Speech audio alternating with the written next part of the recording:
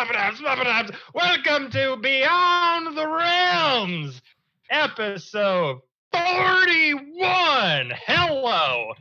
What's going on, everybody? Welcome. Thank you for joining us on this fantastic Monday. A little behind today because, shit happens, life happens, but we're here. That's the most important thing. Glad to see you all so very much. We're going to start this off like we do every goddamn week. We going to Gen Con, everybody. At least most of us are. Sorry, man. We will be there in Indianapolis. Way to rub it in. Fucking Europeans. Let Ben come hang out with us. Signaling you out, government. Wow. That's right, EU, as you're known. Our feet's cut. Hey, oh, shit. Listen, all I'm saying is that it's actually not us for once. It's your guys' borders that's the problem. You guys. It's American borders, all right? You leave Canada out of it. Come here, totally fine.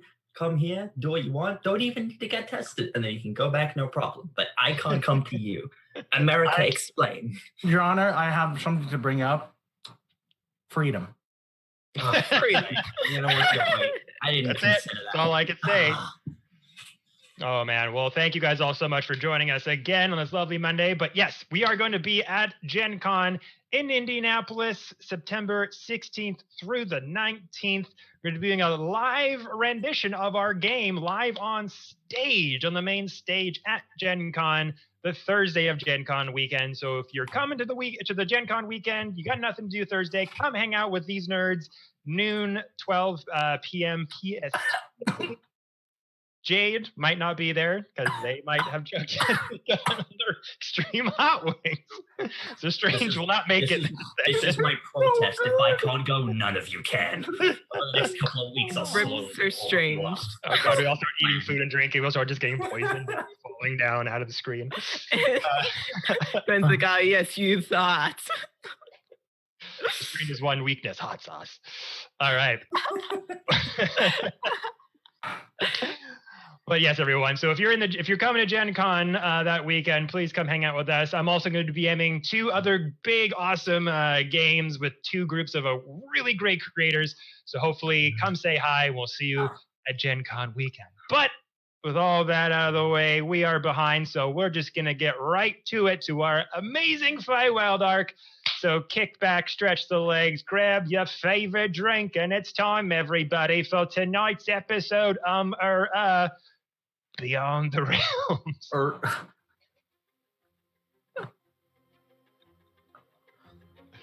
All right. Last we left off, the party now traversing into the realm known as the Feywild, courtesy of Gloomwing, who you thought to be Zafe, leader of the Crimson Saints crime syndicate, is actually an ancient battle mage, Aarakocra, from a key player in a war called the Divine War, seemingly following him, not by choice, but following him into the realm of the Feywild, as the Academy of Arcanum in the Kingdom of Asgard has been transported here.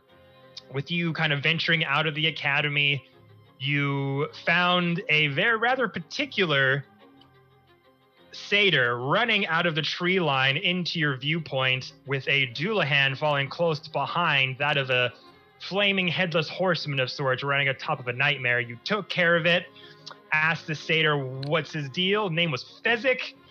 Currently looking for his family, who has been transformed into ravens, birds of some kind, by some unknown entity.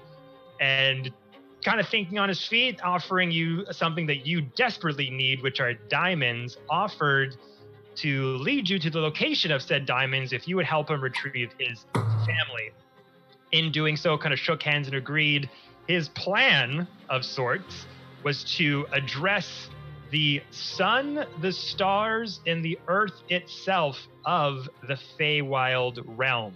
Took it upon himself to explain to you how travel works here in the Feywild, that relying very much on tension and emotion as ways to get around and traverse these planes. shaking hands and coming to an agreement. You all locked arms and came up with memories and very passionate thoughts to get you to your first destination, meeting the very sun, the representation of the sun of the Feywild itself. Getting there, Fezzik asked the sun to carve a path towards the destination which he needs to get to next. And in doing this, you offered the sun a very potent memory, that of your preferred futures in this life. Going through them one at a time, the offers were just what they needed, and carved a shining light and was able to show Fezzik where the family might be held, atop a mountaintop somewhere, ravens swirling all around. But as you all kicked out of your visions, the sun itself was seemingly trying to swallow Fezzik, and the blinding light took form, that of an arc light phoenix. Battle ensued. You were able to take it out, but not kill it.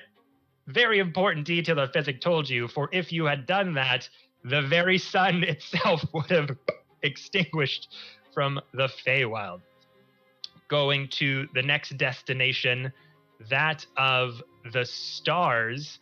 Once again, Fezzik whisking you over to that sort of demiplane of sorts, taking you out of the Feywild itself, up into the high sky, surrounded by stars and gaseous forms. This sort of cosmic constellation of a snake came to form, addressed you, and offered an item, a gift of sorts, to help you continue on your journey.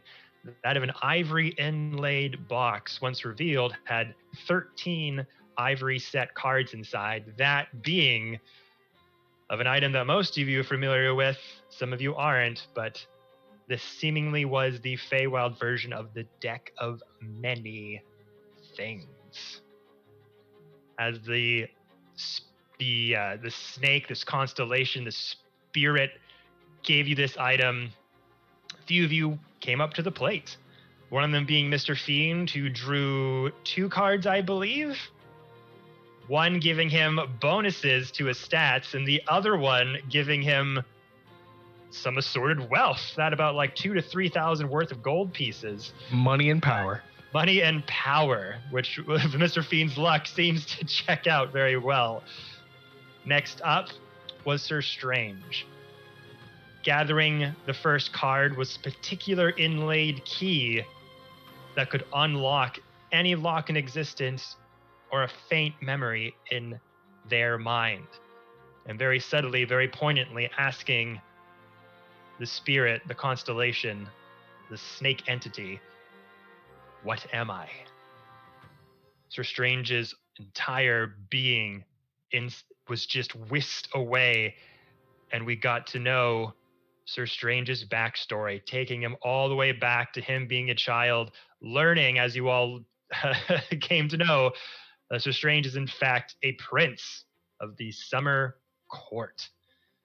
And a tragic story of a son who was the product of his environment, got to get more insight into the war that came between the Asgardians and the Fae, and how Sir Strange wound up in Odin's possession. After that vision came to pass, Sir Strange drew another card. And as the ink blot image came into view on the ivory slab, it took the shape of a comet. Suddenly, all of your eyes started to burn with this satious orange and yellow glow. And you all felt compelled. This vigor, this adrenaline, this need for combat took over the entire party. As you looked over to this gaseous, starry, powerful cobra-like entity, the Wispa's eyes started to glow with that same orange hue, and suddenly you were all compelled, needed to fight the very entity that was offering you this mighty gift to help you and the satyr on their journey. And that, everyone, is where we last left off. So, as we continue our amazing traversed journey into the Feywild, and to hopefully complete Fezzik's task, Frostbreakers, I need y'all to roll initiative, mother effers. All right, everybody. Or if with the comet card special inlaid ability, it forces you to fight the next sort of entity being monster available. And if you successfully do this, you will all gain your next level. Level 15, baby. Muhaha.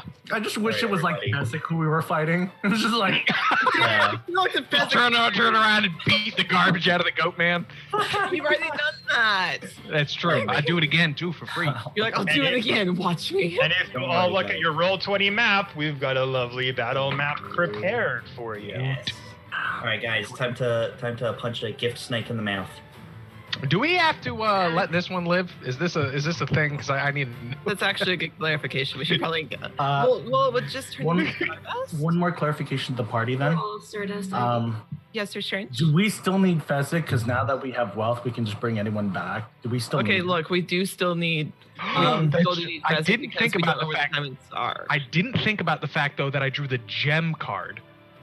Yeah. So my that's wealth what we is did in- last time. But my wealth is in gems, not in gold. So I Yeah. could have gotten diamonds. God That's damn. what I'm saying. We don't need him anymore. But Hey, Like Kevin, the suck can you goat, put man. Fezzik at the Naga? Full bottom, you outlive. I think we should focus our To be energy. fair, the wealth that you got was this special pendant that had very rich gold and inlined gems in it. It did not have any diamonds in it. Oh, okay. Just making sure. Okay. Heaven But made. with that, Suppose Kevin you'll was like, survive "Oh, for I'm now. gonna give just you guys stop a reason this. to commit just murder. But let's go down the line, everyone. 25 to 20. Natural 20 for Heyo. 22. Even nerfed, I am a 22 in this battle. Heck Not that that okay. helps me, but 18. Okay, Sir Strange, 18. 19. 17. Sorry, not. Holy shit. Oh, dropped it. everyone's got big fucking numbers here. I never roll well at initiative. Farrell. Pharaoh's last with a 13. Everyone in the teens. Mullet got a 4. God damn it, Mullet. I stole Mullet's roll tonight. Damn it, Mullet. We keep forgetting that mullet exists because they're so slow to react. I'll Well, never if you- forget if Mullet you exists. beat the shit out of her, maybe she'd be. Don't worry, guys, I've got my guns. Oh, the fight's over. Don't worry, even if we lose Mullet, there's enough of her DNA on my knuckles to bring her back. Ouch. Whoa. Okay. that'd take a lot of regeneration spells on our end, but like, go Oh, on. I don't want to do that. Woot. Sir Strange, what is your dex? I hate that. You see, do I add my modifier to that or just on its own? Just as the number. 15. Okie dokie. I don't like that.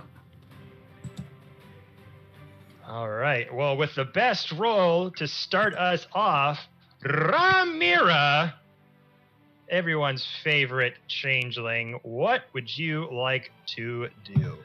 Well, Kevin, I'm so glad you asked. I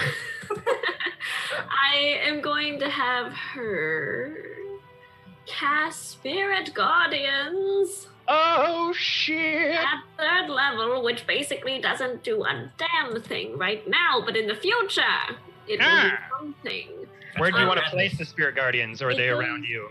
around me. All right. What radius? It is, oh, that's a great question. 15 feet, question mark? Yes, 15 feet radius, so 30 feet diameter. All right. Boom. There's your radius right there around you. How would your Spirit Guardians, how would you describe them? They look sad. If you can imagine stick bugs, Oh no! that's what they kind of look like right now, and they kind of flicker every once in a while to look like cute fairies. Like, Sam, but did they're- you just stick bug the snake? It's not You kidding even a me? good bug. No, I love stick bugs. They're so good. Oh, Listen, stick bug it them, is I a can't good bug believe in my heart. You can shove it. They look like stick bugs, and then every once in a while they flicker back to regular fairies. I should say praying mantis is probably more effective. Let's go praying mantis. Much better bug.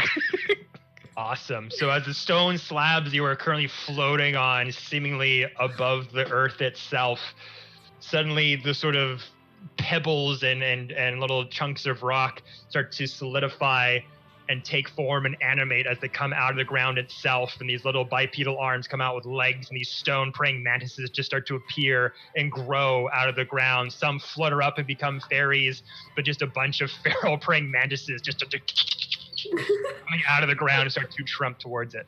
Am I able to step here? Question mark? On Yeah, the it's map? diagonal. Okay, I am going to, dead center in the middle. Tarek, save me. And that's going to be the end of her turn. Okay. After that, we come to Tarek. Oh boy. Okay. I'ma just do what I'm good at. And I'ma yeet that hammer at his face. Yeah, I'm gonna throw the hammer. Hopefully it hits. 18 plus 8, so hopefully that hits. I'll be worried if it didn't. That'll hit. Roll damage. Okay, good. First hit of the night. Whoops, I rolled off. 4 and 6, 10 plus 3, 13 DiMaggio. 13. Are you going to summon it back to your hand? I will do that as a bonus action. All right. So make your strength saving throw. Strength save throw DC 10.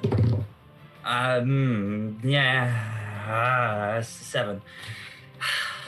Oh wait, no. Oh, Damn it, so close. Fuck. oh, damn. Super close. You're going to take a d4 of damage as Tarek, still getting used to the ability to summon the hammer back to his hand with a mighty throw, lightning scattering all around him. Throws it off, whisks through the night sky, smacks dab center in the cobra as it's now taking solidified form and swarming its way closer to you, right into its hood. Try to summon it back. It just comes at a rapid pace, and everyone's like, shit, and just moves out of the way. If you're kind of clutched, you're like, oh shit, bang! It kind of hits your shoulder and pings off behind you. DM question, Kevin. Since I took damage, can I technically use Hellish Rebuke as a reaction? That's your own damage, unfortunately. Damn it. Fuck. Not an enemy's. Myself. So with that, failing the save, you take a d4 confusing. of bludgeoning damage. God damn it. And if I can That's 3 damage. get a picture of the hammer, I will try to... I don't know why. I gotta get the DC down. This is gonna be a problem. Keeps happening. Come on, hammer image. For some reason, the internet does not hammer. give me the image of a hammer for some reason. Why is it being weird? Okay. You know what? 5, 10, 15. Just gonna have to do this freehand. Does it land next to me? Nope, it lands 15 feet behind you. Ah, fuck. So you see that little circle I just made? That is where your hammer is. Well, that's not great. As it hits you in the shoulder, it sort of flies off in an arc, falls into that concrete slab behind you. But it did hit, so anything else? I didn't hit Romero. Thank God. That's my action and bonus action, so that's kind of all I can do, really. Actually, to be fair, I could actually move back that 15 feet and pick it up again. I can do that, right? Because it's a interact with objects, you just pick it up, isn't that? As a free action. Yes. Cool, I will do that then. I will just move back 5, 10, 15 feet and just, pick it up. Okay, so go get that back. Mm-hmm. Let me just... Really gotta get... I swear I used to be better at throwing this thing. God damn it. I can't remove that just yet, but that's fine. Okay. So you're back there, got the hammer back. Okay. Now we come to the Cobra. This massive, large monstrosity. This cosmic cobra starts to come towards you. Mjolnir hits it straight with a thunderclap. Ping! Hits Tark back. You Can I move use my back. other 15 foot of movement just to move back to where I was again? After picking it up? Just to have 15 left. If it's too late, that's fine. Hold on. Sorry, picking up the hammer is a bonus action. I'm just looking at my notes. So Oh, it is? Yeah. So you can't pick it up Oh. currently. Wow, okay. I thought it was interact with object. Okay, cool. I will just stand over it then. Okay. So standing there, here comes the Naga. Okay. Looking at all of you. Snake starts to rear up, gets hit by the hammer, and there's this searing kind of burning mark on its hood. You just see its jaw start to unhinge as the smile goes wider and wider and wider, makes this sickening smile with two fangs that pour out. Its eyes get wider and wider as that orange pupil is still glowing, transfixed from the spell of the ivory slab, the deck of many things. Suddenly this green and purple swirl starts to come from the white of its eyes, and that slit starts to hypnotize and just burn into your brains as it's going to use its 6 level spell slots to do hold person on the entire party. I need all of you, and I do mean all of you, to make a wisdom saving throw. That dick. Has it considered not? You First also get a rate. plus Has 4 it considered Naga? for Has me. it considered Your not saving getting a plus- throws. Okay, so. So, +4. Okay, cool. Cool. Let's see. You said +4? Yeah, you get a plus 4. This is so strange. Nice. You are so amazing. I got a 30. Oh, damn! I got a 28. That's with my negative too. I don't know who I am today. Damn, who are That's you? like crazy today. 23. That. I'm wasting all my rolls now. Also 23. Well, I got a remarkably unimpressive by comparison 21. Damn! 30, Y'all took 28. all my luck. Woo! Everyone's got high rolls for that. Share it. I Come on. shall not be drawing from the deck. It of was many great things. because with that plus, it was an unnatural 20 plus 8 for me. That's why I was like, well, shit. Oh yeah, no. With this luck today, John, we're rolling like this. Why not? It'll be fine. Nothing bad will happen. For you guys. Please don't put that out into the ether, Ben. Too late. It's already out there. How dare you? It's fine. All right, Strange. There you go. I got your token there, buddy. Sorry, I forgot to. I don't know where your token is currently. Okay. So that's your aura. Wait, who am I now? Who's that?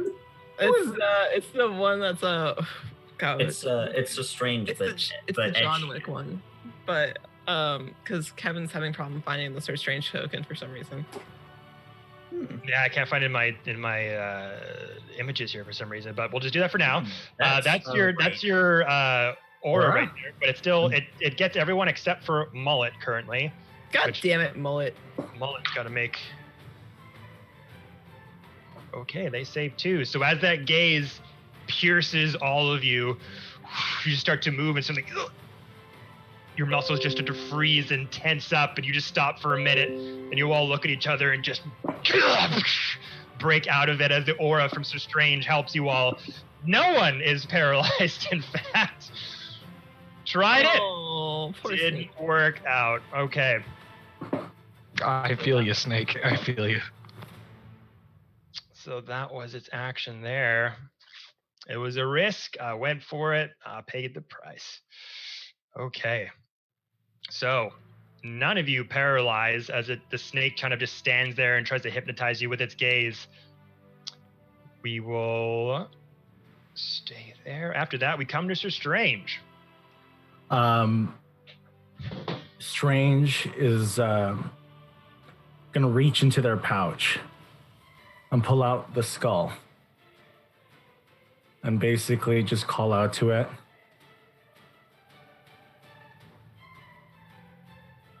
Victor, make the meal. I'm gonna throw up the skull. Okay. So one of the items that you got from the Academy of Arcana, that of this sickening spectral skull that once commanded, you've got a fun little servant by your side.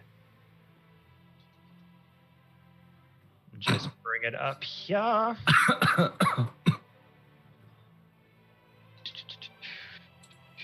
Last session, I will call upon you when needed. Literally 30 seconds later. I need you now. Please. Jade, do you remember which entity I said it was that I got summoned? It was a wraith. It's a You wraith. gave me. A wraith. There we go, there we go, there we go. Boom, okay.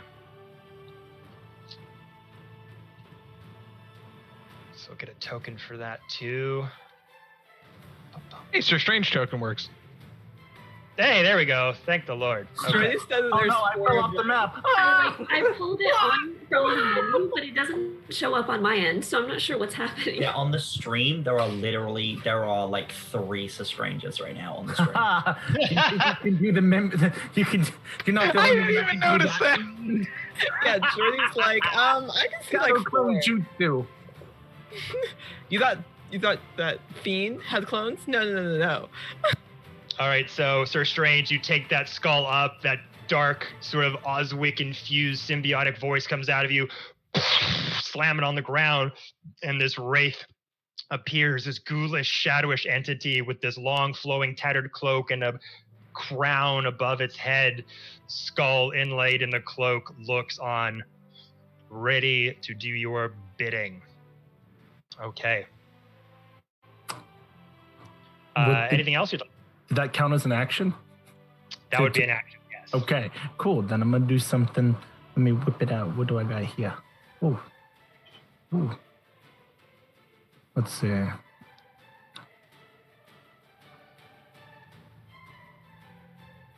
I just want to follow up with, can snakes kneel? Is that a thing? We're gonna find out. Hold on. I was looking at a spell and I lost focus. I was like, wait, dude. They just grow knees. We can do- They're fey. That's possible. They don't even. What grow, happens when you use Justin. command and just tell your target to stand when they're already standing? I imagine this is going to be the same thing. It's more like a lay down. Lie Be flat. humble. Okay. I'm going to go ahead God damn it, and as a bonus action, Sir Strange is going to cast Hunter's Mark. Can I? Is that a thing? Oh, yeah. I'm these close. Enough. See? Yep. I'm going to cast Hunter's Mark. Okay. On the cobra, the snake. Yeah, that's what I'm going to do. Okay, But, so you look at it. Can I still move? Is that something I can do? Yeah, or so have- moving you can still do. You got your action, bonus action, and movement. You've got a few people kind of blocking you, but you can kind of move around. I'm going to move into the center of everyone so I can get the most out of my aura. My Okay. aura's not on, apparently. It's not following me. Here, I got 10 feet, right? Yeah, 10 feet. Aura. Boom. There we go. Let's see. Can I get the most? Yeah, then right there. Everyone's still caught in my aura. Okay. And then if that's the end of your turn, immediately after you is Wraith. Jade, would you like to control your Wraith? I can send you the stats and you can call the play, my friend. Yeah. Okay. Just took a screenshot.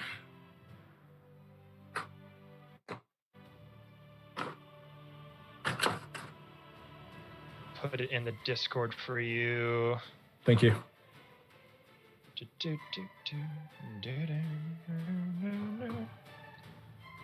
Bam, there you go.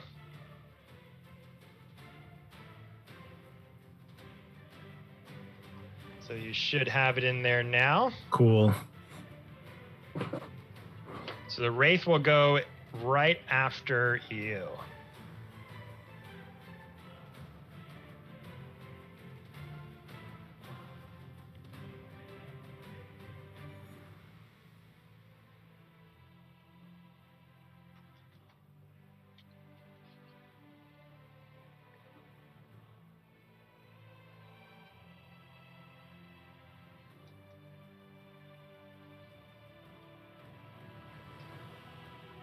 So you got Life Drain and Create Spectre. Okay. All right. Sorry about that. I have to get used to the token. And how much feet of movement? Sorry about that. Give me 1 second, Has. Okay. 3 feet.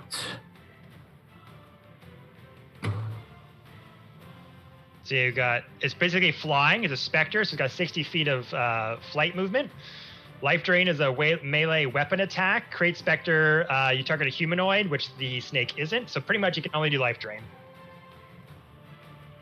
Okay. I'm going to move it.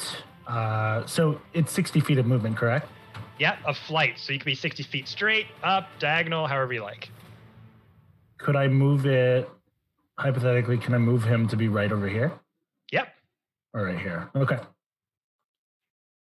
Life Drain is a melee attack, so you will have to get up close to hit him. Okay. Question then, because what you showed me here was that also, so can I can't do a incorporeal movement. So hypothetical, if I wanted to, I could make it go inside the object. Mm-hmm. Or in this case. The Wraith can move through other creatures and objects as if they were difficult terrain. It takes 1d10 force damage if it ends its turn inside. Okay, got it. Okay, makes sense. Didn't read it fully, but yeah, thank you. I got it. No problem. All right, I'm done with my turn. So moving it there and just staying there? Yeah. All right. So as you command the Wraith to just sort of float on behind the Naga stars of the Feywild, we are going to transition over to Mr. Fiend. Hello, Puppet. All right, Snaky Snake. Snag. I don't know if you can kneel, but it's fine now. I certainly know that you can bow. Ooh. He raises his hand as the Shadow Hund appears behind him. It's from Japan! Every time that sound comes out, that sound comes into my head. All right, pup, let's see what it's made of. Mr. Fiend plants his feet and then begins charging his laser. Okay. He is going to, for the first time, I have no idea what this creature is capable of, but I'm going to upcast Disintegrate. Oh, shit. Make a dexterity saving throw with disadvantage, DC newly acquired of 20. God damn it. He's not going to last. And I'm going to empower it if he fails. Oh. Wait. What, Dex? Yep. 23. With disadvantage? Oh, no, wait, right. I was like... I had a nat 19 on the good one. That was the good one. The bad one. I'm going to continue to roll just in case. Hold on. So saving throw, Dex. 20 exactly. Roller wins. It's got a +8 Dex saving throw, and I got a 12 on the lower end. I always thought this was going to happen. All right. Nothing happens. Nothing? No. So I thought it was +4 when I got nat 19, but it's actually +8. Yeah, I assumed since he was a snake that the dex was going to be super high. That's why I thought the disadvantage might help. But it didn't. So. That's rough, buddy. It's all right. I'll get him on the next go around. The Hund, though, is going to take a turn. Okay. Will a 19 hit your AC? Oh, yes, my friend. 11 piercing damage. And could you make a strength saving throw for me? Strength. All right. It's not very much. You'll probably beat the Hound.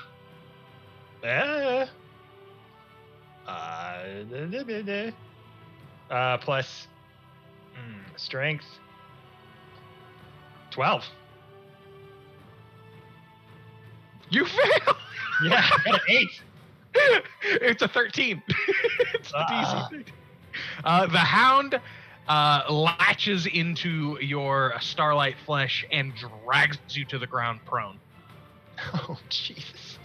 Okay, so with a 2-for-1 sort of combo, as you summon the Shadow Hand, as the shadow and mist starts to form behind this constellation of stars formed into a deadly cobra, you start to fire up everyone's favorite move.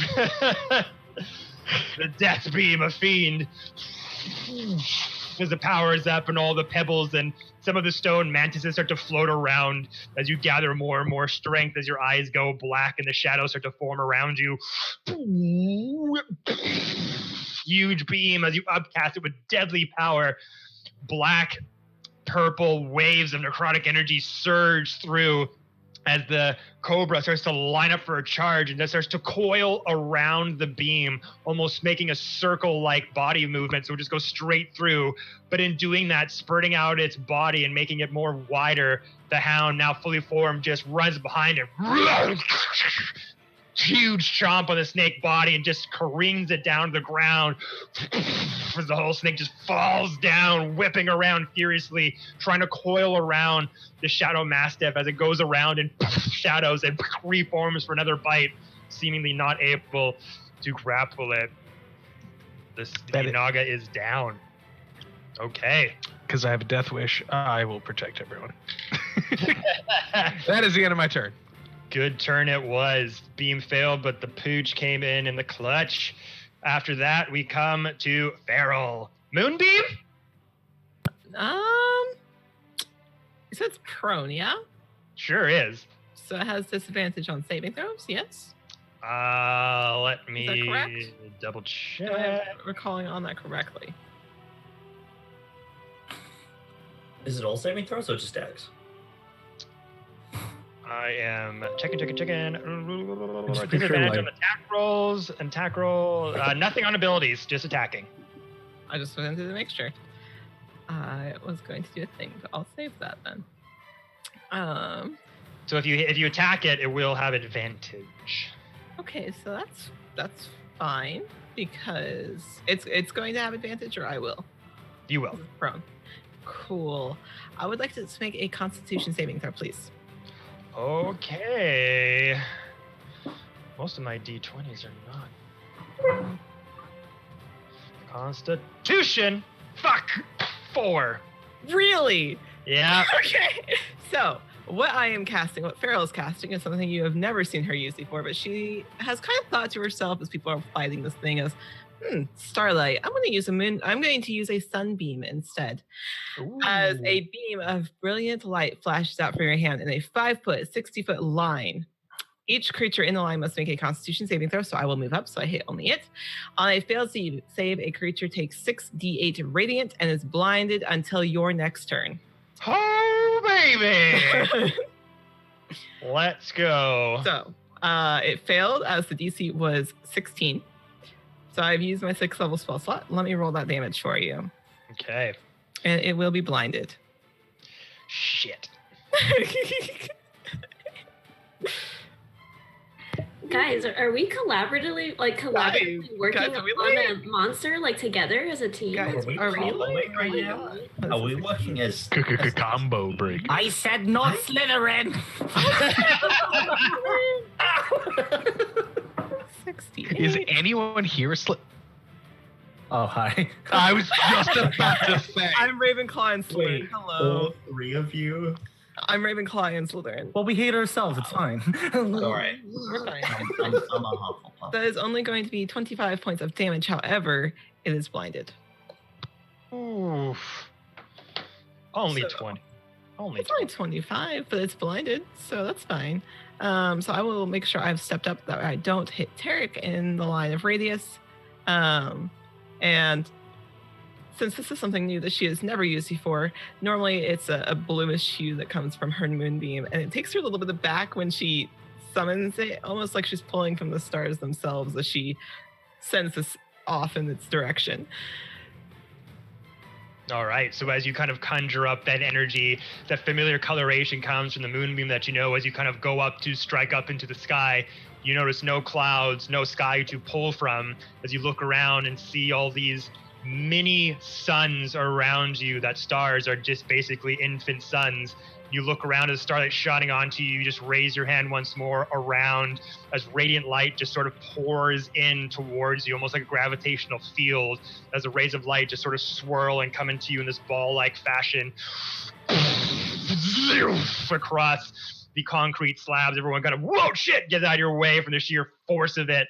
Impacts the snake as it's busy wrestling on the ground with the shadow hound. Huge swath through its massive body and cobra-like hood as it just scales wreathe around like it's being fried on a frying pan. It's viciously just bounds itself and it kind of coils itself out to go in for a strike, and you just pull up that moonbeam or that sunbeam straight across to its eyes, and it just screams out in pain, smoke rising from it, and it's just coiling on the ground. You are fucking this thing up. Oh, I'm sorry. I thought they said kneel. So as it's blinded, can't see, automatically fails any ability checks that require sight. Attack rolls against the creature have advantage once more, and the creature's attack will still have disadvantage. Okay, goddamn, I might not have a turn here. After that, we come to Mullet! And it's blinded until my next turn. So he's blinded for everybody else's round. That's correct.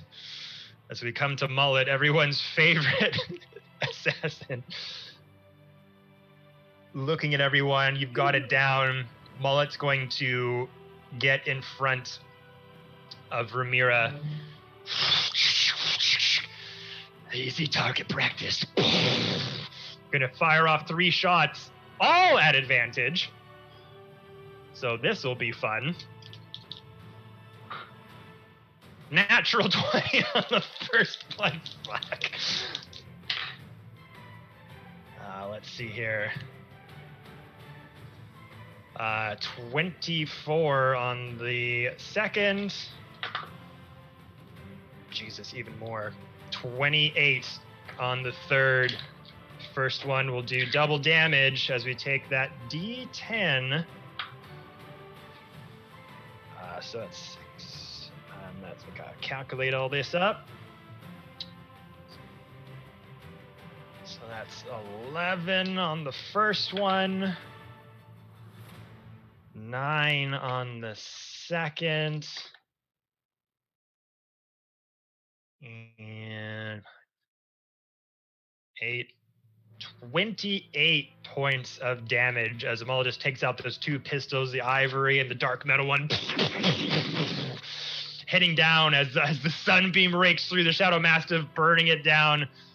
Multiple bullets careen through the scales. Spurts of blood start to fall out all over the concrete slab. This is just a mugging. This is just on the curb stomp of the Feywild taking hold. And it's not going to use any grit points. Does not need to. And it's just going to stay there for its turn. After that, we come to the top of the round with Ramira. Yeah, so I don't know for flavor if this is possible, but Ramira is going to lean over past Mullet and just kind of stretch her hand out. And as she like slowly pulls her hand out, you can see those black veins still like surging through her arms. And then she lets her hand out and just flicks it forward. And I cast Harm at 6th level. So please make me a Constitution saving throw. Oh, shit. Are we working together? I'm just so proud of you guys. Are we actually a team right now? The synergy. No. That's a 6. Okay, For a 13, I'm fucked. Okay, so that's going to be 14d6 of damage. That's 43 points of necrotic damage, please. That's a spicy. Ramir came in and said, I'm a badass. And that's it. She's done for her turn. And who said a cleric can't give a good old thwap? And as I recall, Ramira, this is like the first time you've ever cast harm? Yes. I believe so. I think this is the second time she's ever done it, but the first time, I don't remember when that was. She definitely did that. Oh, it was on hit Sam. Fiend with it. I think, no, Oh, it was on Sam. yeah. It was on Sam. That was the last time she did it. Ramira, how do you want to do this? You see the black veins because she's still exhausted. Her eye bags get worse as this happens, and her hair starts to kind of float a little bit as the veins pop out towards her arm. And she goes, "You heard them." Boom. And then slams the necrotic damage into the snake and just wraps it in black energy, and then it KOs. Okay, god damn. Oh. As the rest of you kind of, for the first time in a long time, feeling this connective synergy between you all. No one trying to outdo the other. No one seemingly trying to take the glory of this battle. You're all looking at each other's moves for the first time and in the syncopation, going from one move to the other, combining and supporting what the last person had did. It is a concerted effort. And then we get to Ramira, whose scars and visible wounds from being brought back to this life from death from the resurrection spell, courtesy of Gloomwing and the symbiote entity living inside of Sir Strange, known as Oswick. You notice a change in Ramira's visage. The wounds across the face, the chest, the arms, the legs, seemingly see them just kind of move mauled aside as they just stare down this snake, writhing in pain from all the consorted hits, thinking this was going to be a clean sweep. And you see her just start to hit those wounds and just smack the cuts that are kind of healing now start to kind of open up a bit as blood trickles down from cuts from the arms and the legs, giving this motivation, this searing pain, using it to infuse this spell as this arm whips out in this chaotic sort of black, lightning-filled purple energy kind of sprawls forth and just puts a hand out as this entity, just this power covers the entire snake, just crushing it from the inside out as it's flailing about. Flakes of the reptile just start to float into the night sky, almost like you're tearing it apart from the inside out. And there's a flakes of it just start to goes from one end to the other until it meets in the middle and floats up. She's breathing heavily at this point. Oh, okay, well, that was a bit faster than I thought. Good job, everybody. Is there anything left of the snake? Damn it, I wanted the cards still. Damn it. Wait, To be clear, I did not aim for the cards. I aimed for the snake. Wait. What? Just out of curiosity, on the map, what's the box of white snakes? That was the card. That was the cards. Oh, That well, there is you go. ivory inlaid Oh, so box. we still have the cards. It's still there. Okay. I was about to say. I I've mean, waited this is for this. I take a nice seat. I sit down. I sit wonderful job. Yeah, well, you know what? I do what I can. Oh god. And she like crisscross applesauces and like sits down and is like, okay. Gotta get better at catching that hammer. This is like the third time you've dropped it. Sister, I know, Crane, this something never on your used to mind. happen. Something It happens to something one in happened. 3 men, Tarek. Don't worry about it. Good. Thank you, Ramirez. Jade? I want to. My wraith is still around, right?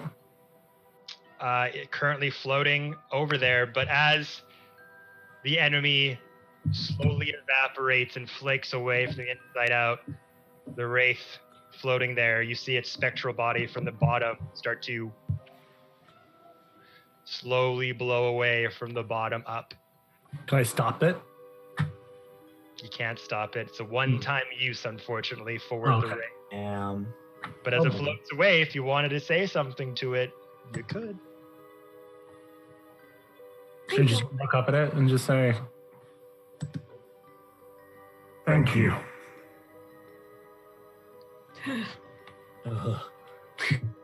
gives me chills every time. And as it starts to, its form starts to become non-corporeal once more, you just hear this sickening whisper come from it, Sir Strange. It hurts no more. Damn. That's edgy, bro. Freeing the wraith from whatever doom it was cursed with to begin. That was a bummer. Kevin, does this mean we level up like right now? What Do do we you level want? up? What do we want? Do we get stronger? Steroids? As the entity has evaporated and gone from this plane, that orange glow in your eyes all start to dissipate and slow down. And the glow kind of protrudes your entire body as it comes down from the eyes, kind of coming down the throat into your veins as this sort of radiant orange glow sort of goes through through your skin and the body and the muscle fibers. And this renewed sense of rejuvenation pulses through you. As the card of the comet, you have all leveled up as the horns of the magic auras around you start to signify as you look at whatever necrotic, nature-based, whatever sort of arcana that you're signified with. You just raise your hand and you feel it glowing a bit brighter. Your vision is just a bit more focused. You have all leveled up, everyone, as per the Level 15, boy. level 15. 8th level spells. Oh, yes. As this happens, I get another Eldritch you're Invocation. reveling in the defeat of the Naga. You hear Fezzik behind you, breathing heavily. What have you done? Oh God, what have you done? We have to fix this. We have to fix this now. What do you mean over there? Fix what? Remember what I told you about the sun? Yes, we didn't kill it. No, you didn't. But you sure as hell killed Dad! As you see, like, the skeleton of the massive, enormous, large monstrosity laying apart of the concrete slabs before you. Sir Strange. Strange pauses, hearing that. I'm sorry, but it seems like you're getting upset for someone that hasn't been telling us everything. Look, I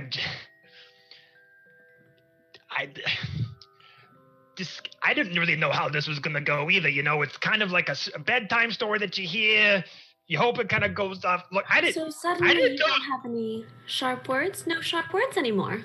Interesting. Mr. Fiend bends down and picks up the ivory box. Hey. As you have chosen 4 cards, I believe. Well, A total of 5, I believe. No, three, total. three Three. from Strange, 2 from Fiend. 2 and Yeah, 2 from Fiend. I was like, holy shit, what? No, it was 2 from Fiend, 2 from Sir Strange. 3 from Strange. 3 from Three. Strange. What was 2 the from third? Fiend. Oh, the Wraith was the third It one. was the Yeah. Wraith, Was the third one. and It was the, Wraith, Key, and then Comet. yeah, comment. So you currently, going over to that ivory inlaid box with the sort of snake-like forms around the edge of it, currently have 8 left in there. Well, there are 8 cards left in here, and if memory serves, something along the lines of changing fate could potentially be in here. Now, in other decks of arcane conundrums, there are 22 cards, or 15, or 18, or something of the sort. But would anybody care to take one to fix this predicament? As Fiend reaches back and snaps one of the teeth off of the skeleton. Just piece of the moon could fetch a lot. It was the stars. Oh. Stars, same thing. They are Very not the cool. same thing. They're very different. Tarek will step forward. I'll draw from it. Be careful. Look, I know we've all been having good luck with this thing, but are you sure you want to do that? You brought us here. Now we're finishing it. Unless you have anything else to say. Could I draw from it? No. Maybe there's... You don't get to decide that, Tarek. If there are any Well, left. let's be fair here. Tarek does wish to draw from the deck, and so does Vezek. So the only thing that I can think of better served is highest roll. Where did you pull that from? I mean, there are many left. He likes I to don't- cheat at gambling. We Jesus. I both mean, it's for covered who's this. first, Hold Tarek. on. It's for I don't- who's first. Precisely. Right. It's Exactly. just if there's a way that I can maybe undo what's just happened, because I don't know how much time we have or much light left. And as you Let's look not up to hang the around, stars should we? around you, Tarek has made a good point. Then maybe you Let's should make this hurry up. quick. This Roll doesn't your seem dice, Vezek. very sustainable for Not an at all. entire planet. okay, We're just rolling d20s. I guess so. That's Fiend's rule. Fiend 17. currently holds the box. 17. You know, if you want people to stop thinking you cheat when you gamble, you should stop carrying around dice. Oh, that's a 2. Loaded dice, actually. I know. Fiend opens the box and snickers as Vezek loses.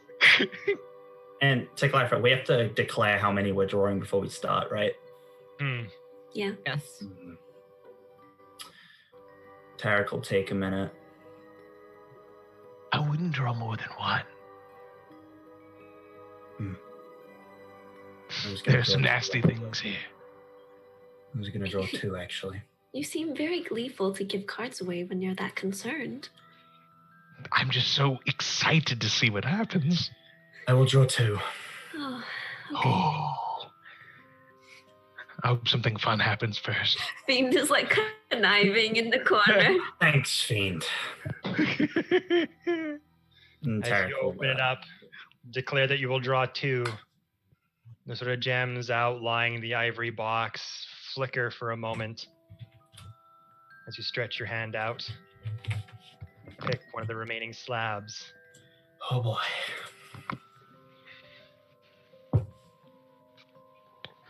My heart is racing. What'd you get? What'd you get?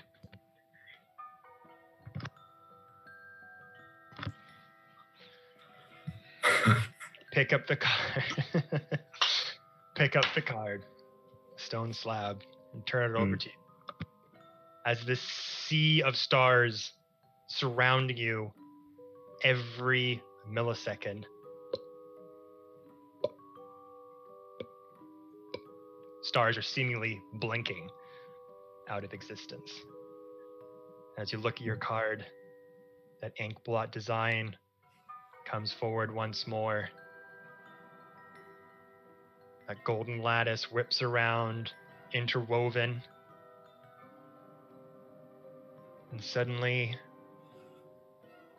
an oval-like shape starts to appear. Smooth at first, then starting to become jagged.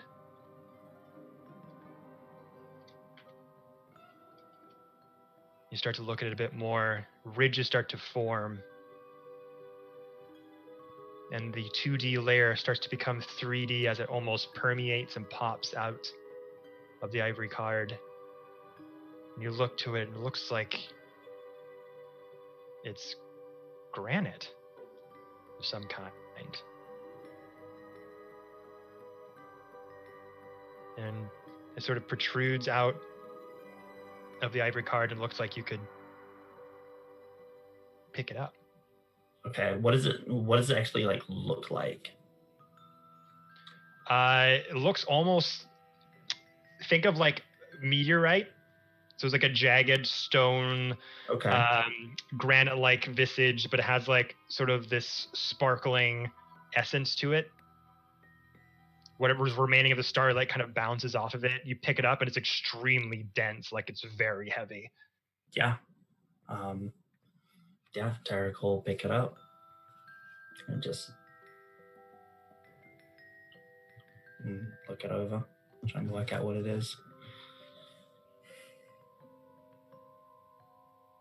You suddenly pick it out of the ivory slab, hold it. This instinct starts to take over, this itch on the back of your neck that you just can't scratch, enticing you to try something. Take out a coin from your pocket. Think to yourself, heads. It's heads. Take it again. Tails. What you have pulled, Tarek, is a stone of good luck. Oh! While this is on your Very person, nice. requires attunement. You Requires get a attunement. +1 bonus to ability checks and saving throws. Nice. Okay. Cool. A stone of good luck. All right. Fiend is envious. That's one of the stones of power, isn't it? Like what that shopkeep had? Ooh. Tara got something nice. Yeah, that's pretty good. Hey. I hope that luck helps you with the second card. Well, fingers crossed. I can reach in and take the second card. Okay. Oh boy. In for the second card. Let me just see here.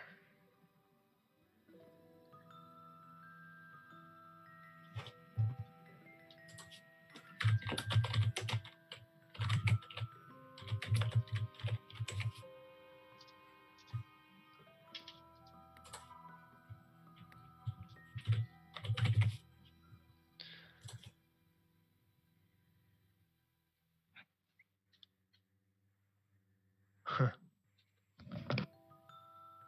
Huh. Oh.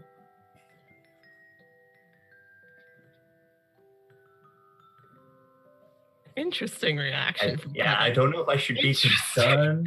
I don't. Or This is a like, reaction I don't think we've just seen a, yet. I don't think Just we, in our stumped. year and a half of having Kevin as the DM, have seen this look, and that's concerning to me. Like, I've never seen this look. Oh. Interesting. That's kind of an oh shit. How do I retcon that look? Like, that's why I'm like, I hope that's not the look. Ivy, don't manifest. Stop it. Stop manifesting it. you manifested earlier. I don't want to hear from No. you. You pick up the second ivory slab, Mm-hmm. Tarek. Yes.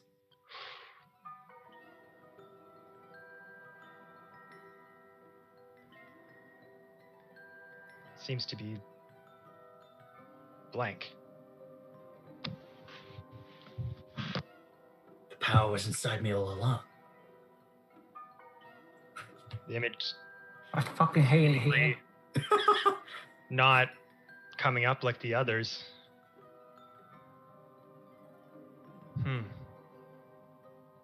Looking at everyone, I think this thing might be broken. You take a step forward.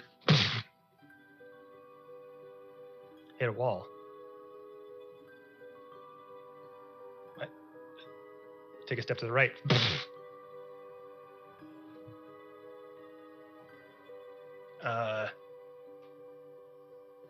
Guys, Oh shit. from the top up.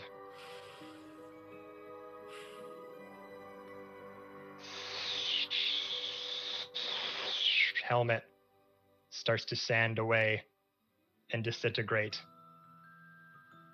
Your chest armor Oh. starts to fuck. disintegrate. All your armor, all your weapons Oh no. start to disintegrate and sand away. You start to panic. You look around. Mjolnir's still in your hand. I didn't pick it up, to be fair. You would Did you it? have picked it up? It's still on the ground, technically. I'm not holding it. Still on the ground. You go to conjure fire, arcanic means of escaping whatever this invisible prison is around you. You can't cast spells. Shit. Guys? This invisible glass-like prison is seemingly boxed around you, and it's getting closer and closer in. The rest of you try to go up to Tarek. What the fuck's happening? This invisible glass-like tomb around Tarek. Nobody can get under. One of you said, what did you pick? One of you picks up the card, and the visage of a prison cell comes through.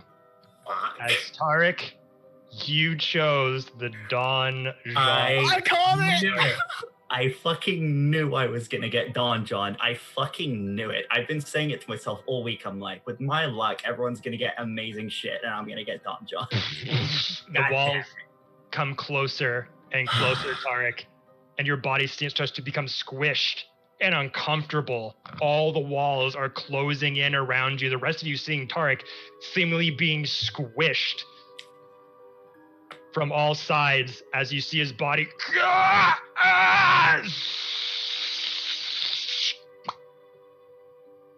Tarek's gone.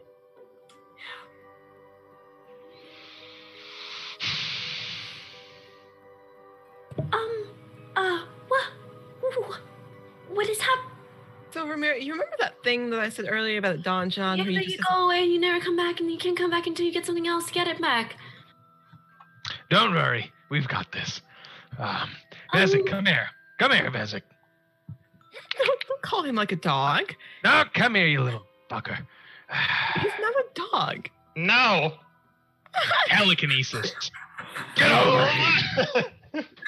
He opens the fucking thing. Draw now. 2. If you get anything that can change fate, you bring him back, and we'll worry about the snake after. Or I'll personally eat your family. That we're trying to save? Yes. Priorities, mate. Priorities. Oh, God. And you look out, the stars are light Draw. around you, starting to dim. Okay. Declare 2. I want to draw 2. God damn it, I want to draw 2. There you are. Do it. Just frightening visage of fiend starts to waft over the entire vicinity. Make an intimidation check at advantage.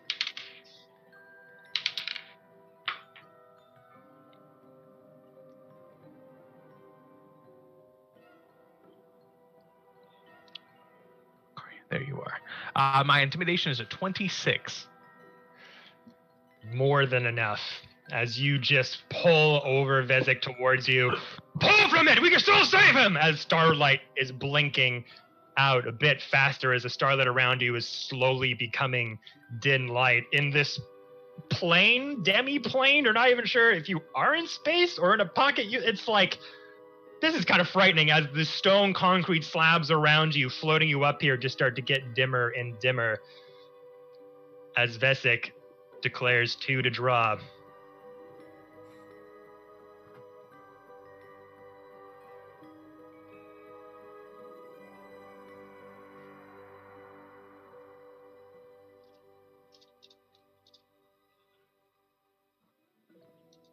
Goes to draw 1.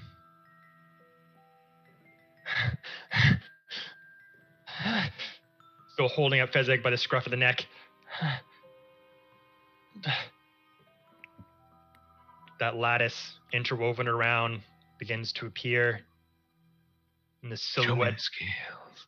of a head starts to form. like high cheekbones, straight jawline, the silhouette of a very like sort of angular head appears with like curlyish hair. But then as the image starts to take form, the curls start to form around the head in darkness and then drape and go down long as a few more strands curl up. The ends of the hair strands start to form into heads. And as the visage starts to become more into view, the curls now are seen as snakes. The head starts to form into this blue-like skin, 2 burning eyes, and this intense face jettisons out as Vesic pulls the Earl Yale card. A Medusa-like visage brings a curse that only the Fates card or a deity can remove, giving Fezzik a -1 penalty to all saving throws is otherwise permanent. As he draws this out and the Medusa face just screaming at him, it just starts to just scream and just become horrified and just drops it. It's like, I don't want to do this anymore. I don't want to do this anymore. Please, please. I tighten my telekinetic grip on him. Okay. One more.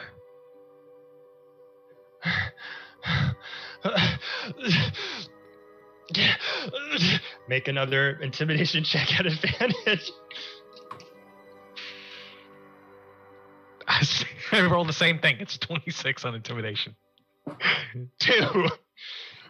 That telekinetic grip tightens and you just bury his head towards the box. I said take another! He didn't die yet, so draw. Just tears streaming down from this poor satyr's face, and Medusa card just transfixed him into just a frightened state. Ramira's sitting on the floor, like clutching her clothing as this is happening, and she's watching Fiend make Vesic do this. As you see, as Ramira, as you're looking on to Fiend kind of doing what he has to do to make light of a very bad situation, you just see Mullet kind of looking around. Is this how things normally go for... But this one, you've been punched in the face by him, so yeah. Twice? You punched Mullet in the face twice, yeah? If she's asking me, I don't answer. However, Sparrow doesn't expect a response. You could probably recall it was 30 or 40 times. Well, she means it was a minute before anyone got to. She means 2 different instances, but no, she doesn't expect a response. It was twice then. Let's see, we're like, yeah, it's twice. Okay. As you make Vesic draw another card, picks up the ivory slab, and that lattice transfixed around the edges appears once more. Come on, fate. Silhouette of a tower starts to loom in front of a stone fortress with noticeable cracks and chunks taken out by the sides. As it comes to appear, this damaged and sunken stone fortress appears as the ruin card is displayed. As implied by its name, when this card is drawn, all non-magical possessions of the drawer are lost. As you see, Fezzic's just soul drops down. Oh God. Oh, my family's fortune. It's all fucking gone. Oh, this wasn't worth it. Oh God. It's just beside himself. Whatever fortune or savings or any possessions that him and his family had are just wiped. Hey guys, guess who's not getting paid again? Gosh, dang it. Don't worry, he has a diamond mine. They can't be that rich. How rich were you? Oh, so rich. Oh, maybe you should have paid up front. This wouldn't have happened. It drops them. Did we start charging up front? Maybe we should. Mullet! No. Here. 1. Here you go. Vezek took all of the nastiness. There's one I'm still worried about, but Yeah, there's quite a few, I think. Sparrow will reach out. No worries, we're at 9. There's only Slide 4 the left. top one. There's one I'm worried about. We'll see. As she slides the top one off the deck and flips it over. Okay, Fiend, as you have Fezzik and kind of move out of the way, toss them on the ground as they're just sobbing uncontrollably from picking some of the worst cards in the deck, opposed to the Don John card. This as you go up, you notice that the starlight is starting to get dimmer and dimmer as more stars are. That's what Farrell looks at right before she draws her card. She's just like, as she slides one out and turns it around to face her. Okay. Plus, don't force poor Mullet. She's been through so much, Fiend. As she's waiting for the card to appear.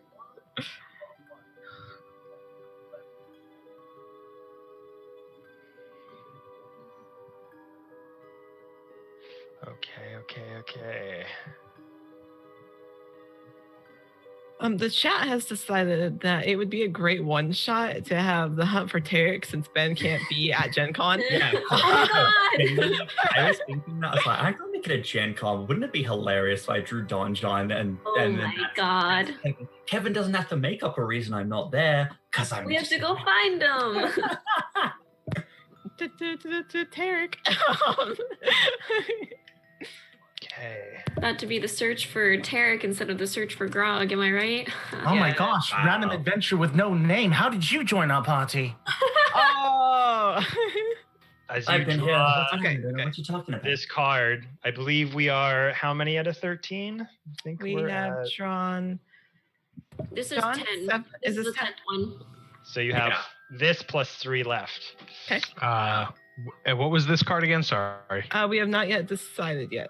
As Oh. Sparrow rushes up, just give me that thing, trying to find a card that might bring Tarek back. Oh no, she's very like I guess I'll draw one. My friend's probably dead. Who cares? Yeah. Wow. She's very thanks. nonchalant about it. We'll put it that way. I'm glad you're so concerned. As you go to draw another card, once again, the lattice forms around, and this visage of a smallish person comes into view. 2 hands kind of inlaid like this. Pointed shoes up at the bottom. Pointed points at the top of the hat. Balls start to form at the top as well as this multicolored figure starts to emerge as the form of a halfling jester appears on the card. As the image almost becomes mobile, looks at you, goes. As this card is the Jester card. It basically does nothing. This card is always discarded when drawn, unlike all others except the Fool. The redraws are optional. Ugh. Yeah, you can draw up to 2 additional. And the card just falls apart. The Pharaoh just got Redraws are optional, but I ain't optioning it out. So that's a wasted card. Pharaoh kind of throws the card pieces over her shoulder. What do we have? Fiend 3 left. 33% chance of something terrible happening. Ugh. Ramira gets up at this point and trods over. Are you going to draw? Tell you what, I'll draw one more, and then you can decide what you want to do. No, and she grabs it and pulls one card. Oh! Let's go, Ramira. Okay. 2 cards Ramira got left. those balls of steel. I know, right? With how Ramira's luck has been today, I mean, To quote Saf, people out here really thinking they got John's luck. to Me, quote 5 people. Uh-oh, Kevin looks very upset. I'm gonna get dumb or something. Watch me get stupid. So there's only one card left in the deck I'm very concerned about. But We're gonna have to adventure for the headband of intelligence. What I just I'm don't want worried to be about stupid. I'm worried about talons is why. Oh no! Oh shit. Oh my gosh. People really out here thinking they got John luck, and it's me. I'm people. It's South. Many people. Oh Do no. I die? You run up to the ivory inlaid box. I'm also like, fuck it, I don't The care. dim light is getting dimmer and dimmer by the second. What was once a sea of stars and galaxies are slowly becoming infinite black. As you just kind of nudge your way forward, slap one up, the lattice forms around the outer layer once. Oh no, I'm so nervous. It's As not this good. Tall silhouette starts to appear through the ivory. And this shape takes form. Slender body. The outline of a head. Then from that shadow separates two more entities. Oh, With no. heads forming at the top. Oh no. And as you're looking at this, the shadow from the image starts to dissipate. And you see color start to shine through. With 3 robes inlaid in blue and gold trimming. Fates! As I'm not kidding. I am using a fucking deck of many things generator in Rivera. I shit you not. You pulled the Fates card. People really be out here thinking they got John's luck, and baby, tonight I got John's luck. Thank you, got John. I put the description Dawn. of fate. This card enables the character to avoid even an instantaneous occurrence if so desired, for the fabric of reality is unraveled and re-spun. Note that it does not enable something to happen. It can only stop something from happening or reverse a past occurrence. The reversal is only for the character who drew the card. Other party members may have to endure the situation. Okay. As this power, there is power surging through you as you hold this ivory card, as that image comes to being. And you have this instinct, this knowledge that whatever you want to do right now, you can. This is when the TVA shows up. This is when like, she's holding the card and she's shaking, like as she's holding it, and no one else knows this, but in her mind, she snaps all the way kind of back to her envisioning and like scrying on Mammon and reliving that experience of her getting marked. And she starts to shake as she really, really thinks about it, and then snaps again to her getting viciously murdered in the last battle and her dying and being resurrected in that horrific way. And she keeps shaking as she starts to think about these things. And then she snaps back even further, the furthest she's thought about in a while. And it's her getting all of her gear together to go to Wagon's community for the very first time. And she starts to tremble as she's holding all of it. And then she cuts forward to Fiend going, I'll show you around. It's all here. I'm going to make the best wagons you've ever seen. Honestly, they're kind of shitty, but like no one else will know that. And then it cuts back to her meeting Farrell and Tarek and Strange and all these other people. And then I don't know how this card had to say it, but she wants Tarek back. So she's going to require Tarek to be returned. Yeah. So basically, I wouldn't draw that card. I was about to say, can we go to like 10 minutes before that kind of thing? Where Oh, you want to go that far? Oh, so if you go 10 minutes before, that'll undo everything. That'll put us in the fight again. Okay, I just want Tarek back. I just want Tarek back. I don't know how to say that. One event. So removing Tarek, as our lovely tech person has put it. Mm-hmm. It just felt like Inception. No. Yeah, I guess it's like right as Tarek goes to reach for the card, you go. Yeah. Yeah, okay. Just as I'm reaching for that second card. Oh, novice, yeah. So I grab. Yeah. Oh, wait. How does that work though? Because then he's required to draw the card still, right? So it's like. It would mean I don't draw that card. You could just go, not that one, different one. Because you don't have to draw from the top of the deck. Oh, I can't. I would have to Okay, draw I'm sorry. again. I'm a noob. Yeah, Tarek would have to draw again, but if you were just like not that card, he could choose from the middle or anything else. Yeah. You just go, just not that one. Okay, great. I stop Tarek then from drawing that particular card. So here's what happens. Okay. Kevin. As you I'm sweating. think that in your mind's eye, all those memories rushing towards you, first instincts of what things you might possibly want to change, but in your heart of hearts, you want to keep this family together. As you just have that moment, bring Tarek back. Suddenly, this sort of wind picks up around you. How it gets there, you're not too sure. And you just look around as everyone's kind of staring at you like, what did you draw? What did you do? As you just hear this faint scream from the ether.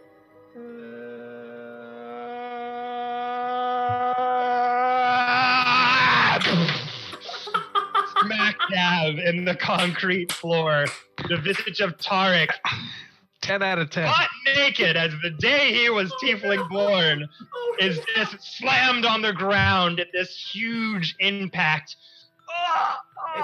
And as he slowly gets up, you see him sort of stand up, almost like the camera panning back, seeing him standing up with his bare ass cheeks floating in the space, just standing straight like, what the fuck happened? As his armor and material start to form and crystallize around him once more. What happened?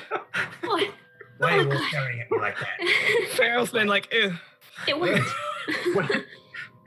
When it happened, he sat him down. It's like, What happened? Why did I draw? You're naked. You know, for a tiefling, you certainly are hung like a Goliath. It's canon now. It's canon. Okay. Okay, cool. Okay. I would love if we would stop drawing cards. There's one left. And she like closes the box, that fiend, or like whatever container, she puts them back in. And That's a good idea. You see, this could be a trap. This has got to be a terrifying card. And I could get Reynard to draw from the deck. Oh, that's too bad. I was going to draw the last one. And as you look at the ivory box, Ramira, you notice that one slab has reappeared in the pot, giving you back the card that was taken from Yeah. 50-50 shot. No. Do I, this is DM question, do I have to redraw or not? Because the event was undone. No, Or am I because just he came all back. dead? came back. All right. She Is there- closes the box and then is there takes two it cards? from him. There's 3 cards left. And she doesn't let go of That would be 3, yeah. Yeah, there's 3 cards left. There's 3 She- cards left now. She's holding onto the deck with him. I need you to put away your greed for 24 hours because I'm exhausted. And I've just went through like 3 lifetimes just now and none of you are aware of that, but I did. So if you could just give me this box for just 24 hours, that would make me feel a lot better. Oh, I was going to draw the last one. Farrell, I'm losing it. But I didn't Yes. get to one. The one I I had don't. was No. Stop talking. I agree with Ramira. Maybe we should just focus on the fact that he's... I mean, it's reforming. Looking over, like glancing at this. Is someone going to explain to me what the hell just happened and Yeah, you when? put yourself in a prison, I grab the deck gently away from Fiend. and Yeah. Ramira reversed it for you. Real quick question, Kevin. What does the setting look like? Like, where are we right now? Are we like on a cliff, like based off the map kind of situation? No. So you're on these floating sort of concrete blocks Mhm. that the Naga had come into being as you arrived, and around you the light is slowly fading to infinite darkness as stars are blinking out of existence, and you have maybe like a couple minutes left before the entire night sky is devoid of stars. All I can think of is the light is slowly dying inside of me. But really quick. While she has this box, she gently takes it away from Fiend. Does Fiend give it to her? He lets it go. Okay, and she goes, "Thank you so much." And then she tosses it as far as she can throw it off the cliff. Ramira! Like off the little rocks. Can I make a dexterity or I never said to get it? I never said that I would keep it. I said, could I have it for 24 hours and did not elaborate. Mr. Fiend kind of is just like not panicked whatsoever because he has telekinesis active. No, fuck you. And like you go to throw the box and the box just doesn't move. Your hand goes and the box. You don't have to make a save for that at all. Yeah. So hold on. You could just. Wait. Let's dissect this a bit. Okay. So Ramira has the box, goes to chuck it off, and as it's floating, or it's not floating, but falling out of the stars in the night sky, Fiend, you want to? Yeah. Telekinesis is 60-foot range. You don't know my arm. I could be Major League Baseball over here, okay? Oh, come on. You can't even throw a spear 60 feet. Those things are meant to be thrown. I have John Luck tonight, okay? So watch how you speak to me. What's your strength modifier? Give it to me. Don't worry about it. Let me have this one thing, goddammit. No. Oh my god. You guys are dangerous. That's fine. Give him back the stupid box. It was for gesture anyways. Your gesture is mute. Moot. Yeah, he can move an object, weighs up to 1,000 pounds. He's done and gotten me hecked. How about this? I will do this. We are technically in fucking space right now. Which means it just goes. It just keeps going. That's why I asked before, because I didn't want it. Infinite throwing distance. I didn't want it to be a stupid throw, and then it just like floats there. She would have not made a fool of herself. Powers up like it's baseball. It's just It's all right, John. But you're but you are in this sort of pocket dimension. Like, are you in space? Is this a pocket dimension, a plane that you've traversed in the Feywild? No one's freaking certain here in the Feywild. But as you go to throw it, you throw it with normal speed. Like, there's no gravity slowing it down or floating. Otherwise, you would all be just floating in the air currently. So for all intents and purposes, the atmosphere around you is like that of the material plane. You go to throw it and chuck it as far as you can. I will say, DM decree, strength saving throw or strength check, your ability to throw it as hard as you can. Oh, this is going to be bad. Versus Fiend's ability to quickly grab it out of the sky with that 60-foot range. Yeah, there's no way. I'm all right with this. I've made my peace. Fuck me running. Yeah. No, he gets it back. There's no way he didn't get it back at this point. Well, what's my maybe you got a 5 and you got a 1. Like, I literally got a 3. There's no way. She's tired. She's over it. I rolled a 13. Yeah, there's no way. There was no way. She had the ability. Unfortunately, you just go to chuck and a Fiend just slows it in midair. Right. I'd like to draw that last card if I can do that now, please. He hasn't brought it back to himself yet. No. You see her whole body shift and glitch from what she looks like into a young human man that you've never seen before, and then glitch back to herself. Oh. Fiend just kind of like looks down because are you still the short? Yeah, she's her 5-foot changeling self. She glitches into like a 5'11" person for a split second and glitches right back. Ooh, I need to lay down. Could you just explain to me the purpose of that?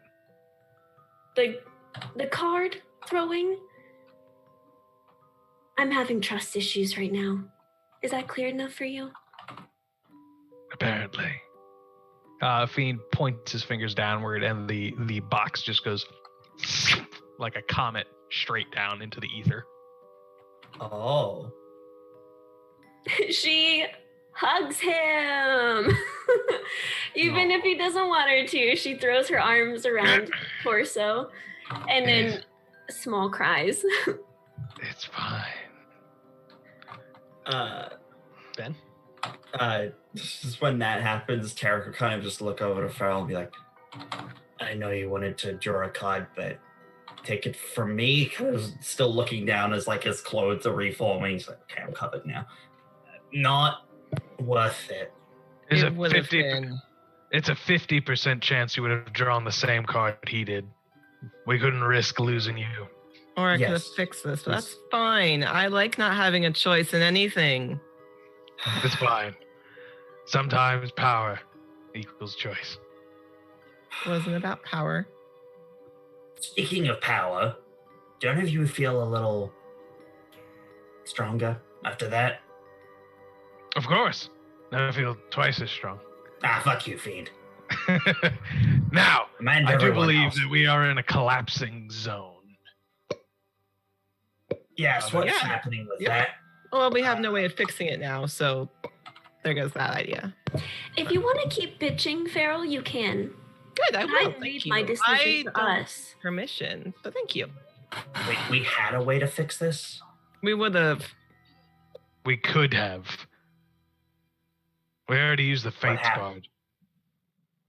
The fates are gone because Tarek is here.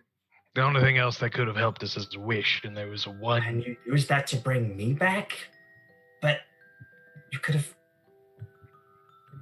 I haven't told you all this yet, but this Thank realm you, is River. doomed to begin with. Also, we didn't even know if Wish was in there. That wasn't a normal deck. You said so yourself. Abnormal, half. It was a roughly half deck. So there was a 50% chance of Wish being in there in the first place. Should we get moving if this is happening? The dim light is slowly starting to flicker around you like a light bulb in a dark, dank cave, going out as a few stars are left. On this platform that we're on, is this like I just looking at the map, is that like doorway there at the far end, or is that just the map? That is just the map. That's kind of where the spirit Okay. Naga kind of formed and came into being. Right. Okay. But it doesn't seem like some sort of exit. So we're just floating on clouds right now. We have no idea if this is gonna stay here. Fiend kind of walks over to where he discarded Vezek and lifts him up a little bit from his crying stupor. If you would mind, what happened to you can be undone. Don't worry about that. How do we get out of here? Picking up Fezzik, and he is just beside himself in sorrow and panic. He's like, what have I done? I tried to save him, and I just made him what? That like cry spot, like kind of crying, where it's just like pouring down from everywhere. It just looks Jade? at Farrell like, what happened to him? Strange watching all of this happen. Who's gonna go over to Fezzik and take a knee, extend a hand. Let's see what I can do. Trust in me. What can you do? It's all gone. Oh God, I've ruined everything. There's always a chance. Besides, let's see what my title can really do. What? What title? What are you talking about? Can I just gently put my hands on both just on his face? Just like I'm a prince of the autumn cold. Don't worry about it. It's not as cool as it sounds, but you put your trust in us. And I put your trust in me. We'll figure something out. will do something. And that's all that matters. I'm sorry for being rude to you. I'll be better. And put his hands away. Make a persuasion check at advantage.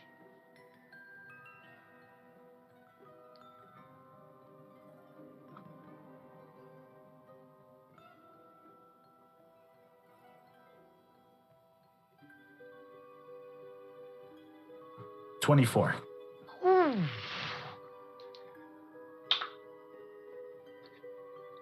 You put your hands on his face and you give Fezzik this heartfelt, meaningful, kind of an apology of sorts, but also with this forthcoming, saying this information, which, have any of, did Sir Strange tell anyone this, by the way?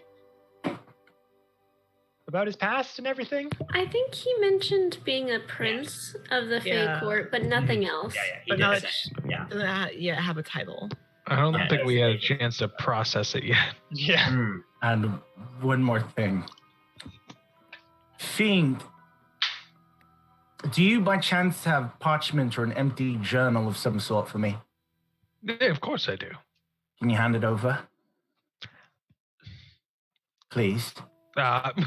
Fiend kind of confusingly goes into his backpack and just like, he lets go of Vezek, but Vezek stays in midair where he's at. Just...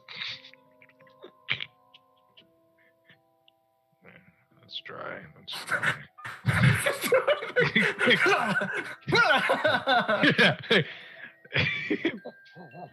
Just pens that he left uncapped. Is it a fountain pen? It's Wagons community. There we are. Parchment and a pen.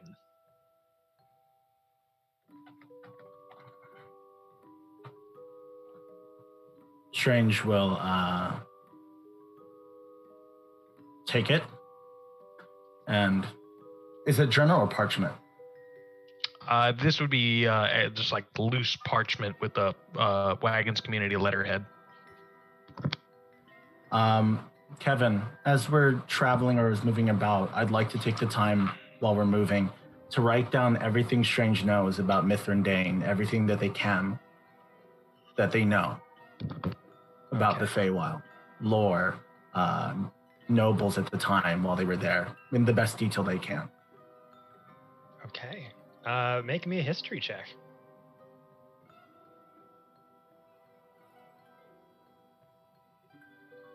$14. 14. Okay. Yeah, so you take the parchment on and start that you say that to Fezzik and give this very forthright intention of just calming him down and being like, I will take care of you. The Prince of the Oak Lord's son, the Prince of the Autumn Court. I don't know what it all means yet, but I can help you. We can help you.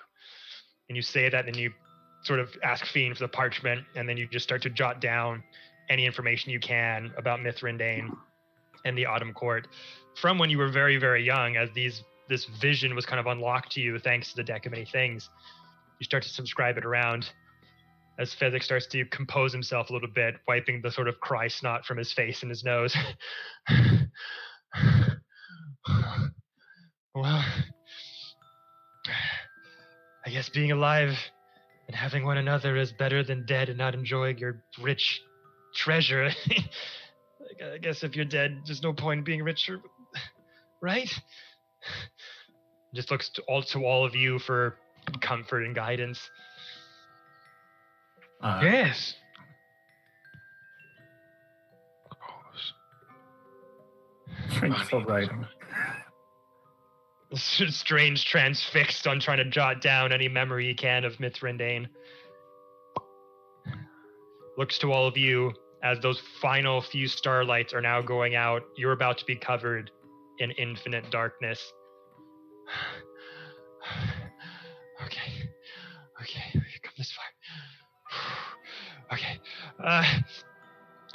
Hurry, grab hands before the darkness takes hold. Hurry. Gestures you all to link arms once more. God, I'm never gonna hear the end of this. Okay.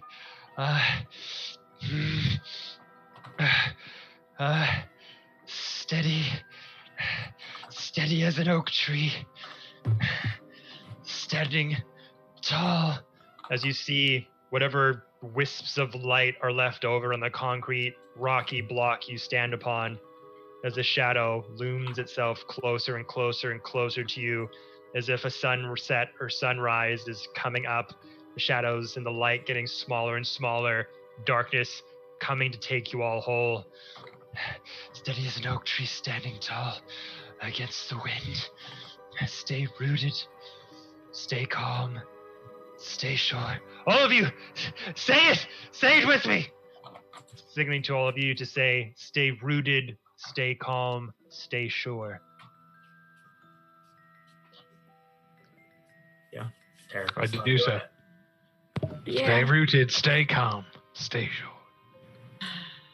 Stay rooted, stay calm, stay sure.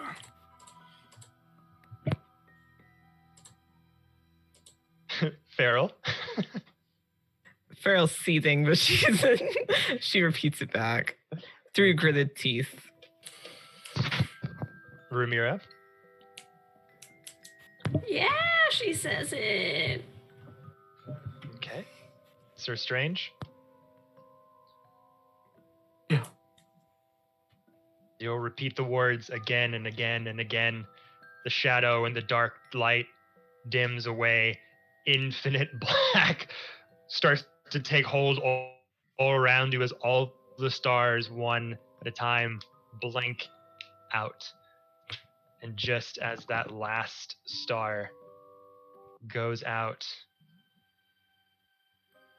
you leave behind the crystalline lattice, and once more it forms the sky above your heads as the shadow takes you over and you drop down and just start to careen back down into the Feywild plain, plummeting more and more and more as sky and cloud start to come above you once again the way it should be. The sky forms above your heads and you stand suddenly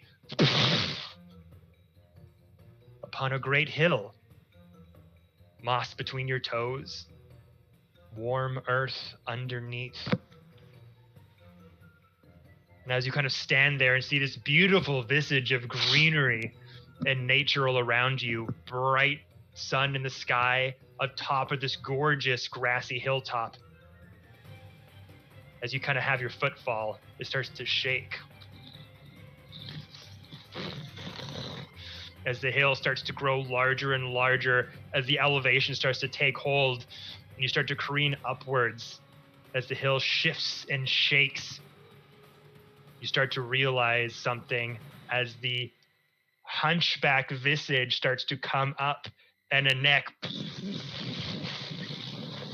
starts to come up and a head starts to form out of the dirt and the ground falls away as this enormous being stands up with all of you on this back.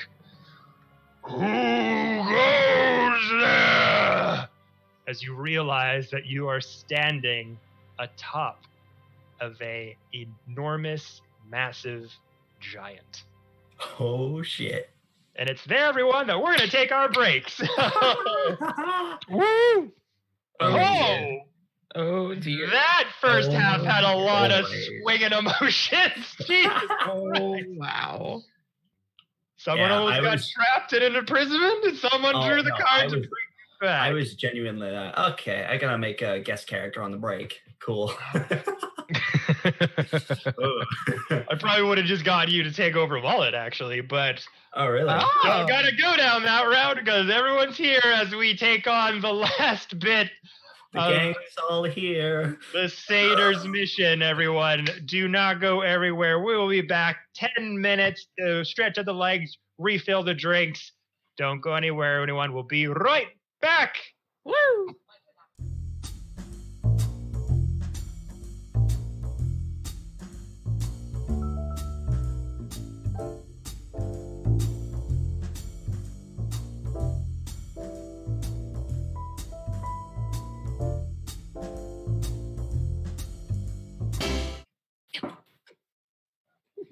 And we're back. Returned from a very chaotic fucking drawing of Deck of Many Things. Return the slab. Return the slab.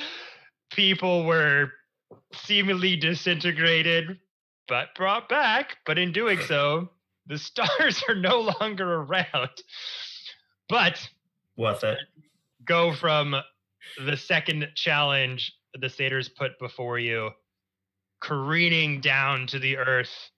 You now rest upon the back of an enormous grassy giant. We pick up from there. As the ground beneath your feet quakes and shakes, suddenly elevating tons of feet into the air as a head pokes out from underneath, signifying this huge kind of inlaid crater of a giant being forming, coming out of the ground. What do you want? I, as a bonus action, just the shadows from the armor are pouring off of me. I teleport into midair in front of his face and catch myself with telekinesis. I don't think you can do that. You can I can't target myself? I don't think so. We about to find out. Let's see. He has been chosen. He has been chosen. The chosen one. It says you can target a creature. The claw. The claw. Creatures, manipulate creatures or objects. Are you objectifying yourself, Fiend? Fiend, are you an object? Are you But an usually you're object? bringing things towards you. It is a motion of movement of going from point Yeah, A towards you, point B.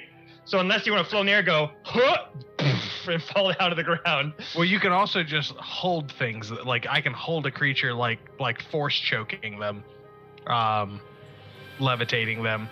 I saw it as like Magneto, where like he like So here it floats. says, I'm say, Fiend, you're just gonna start choking yourself? That's a little sus. so if you win the contest with strength check, move creatures up to 30 feet in any direction, including upward, but not beyond the range of the spell until the end of the next turn. The creature is restrained in your telekinetic grip. A creature lifted upwards is suspended in mid-air. I'm not sure on the. I'll have to look it up because I don't know the distinction between. how about this for the moment? yourself? I'll teleport to the bridge of his nose. Okay.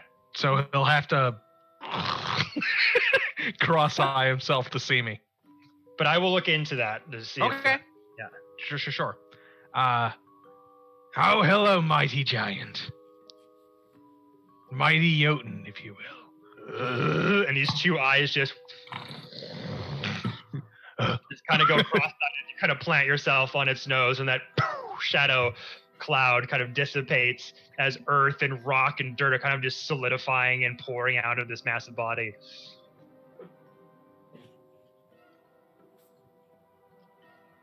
You've addressed the giant. As a mighty Jotun, we have only heard tales of your power through title alone. Would you grant me the absolute pleasure and honor of knowing your name? My name? Gozak. Yes, Gorzak the Mighty, Gorzak the Conqueror, Gorzak, that of the grassy knoll. Why are you here on my back and on my nose? We heard of your tale, and we've realized there is no way for us to transgress, for us to move across this realm without something, someone, some being as mighty as yourself.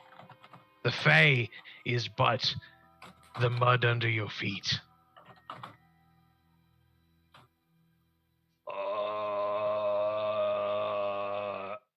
Jeez. Would you help us, O mighty one, for gifts and boons? Cheide, meet yourself. Boons, food, money, women. Whatever it the is. last two to offer, Fiend. Men, whatever it is you desire. You and he just looks really confused as you're asking him for all these things kind of at once. And the satyr kind of starts to run across the shoulder. Say, we need your help looking for my family! I will fucking kill you. You minuscule. Make an intimidation check at advantage. Oh God, I rolled a 19. That's a 27 on intimidation. So as the satyr kind of trots along around the shoulder, we're looking for my... You shut your goddamn... I fucking got it. He just Thank you. silences himself.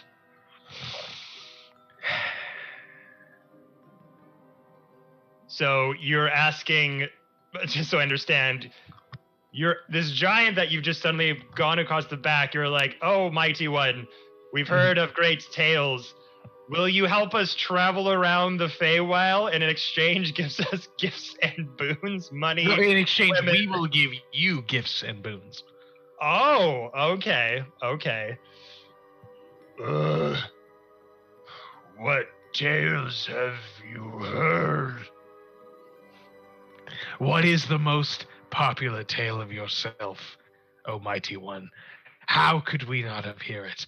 Please, from your lips, educate me. I don't know. No one said they've heard stories of me before. I have heard you have laid a footprint so wide and so vast that it granted swimming holes after a long rain for weary children across the Feywild. I did? I have heard your hills have given many a pleasant picnic to lie upon. Lovers have met upon your back, and great generations have been succeeded from that. They did? Strange up top, just hearing what Venus say. Yeah, that's true. I knew someone like that. Yep, that's how me parents met. The prince, the Oaken Prince Wow. himself confirms. Yeah, you shouldn't have fucking told me. Oh, shit. So hold on a second. What's going on here right now? Yeah, totally. See, even he agrees. No, I don't. Hold on. The pure chaos of this party. Could have left my name out of the ones you told. My face is Strange's face right now. Hold on. So we gotta do the two parts. Deception for saying all the grand tales that he has supposedly done. Is that an advantage or no? Not an advantage. Okay. Like it matters. It's a 31. Natural one. Believes you entirely of all the things he's done. Critical. Now, make a persuasion check on at advantage of the whim of saying the Prince of the Oak Lord, Prince of the Autumn Court. That one is going to be a 23.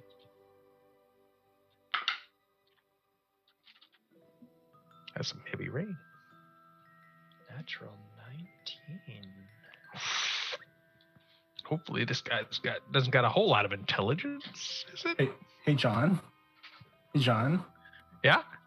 Fuck you, John. I love you, John. I love you, Fred. I love So he you. gets up and goes, wait. The Prince? That would entirely depend on if you like the Oh, prince shit. or not. starts to move back and forth. With all you kind of like, whoa. If you wouldn't mind, you could injure him. Would you mind holding your hand out upon your shoulder?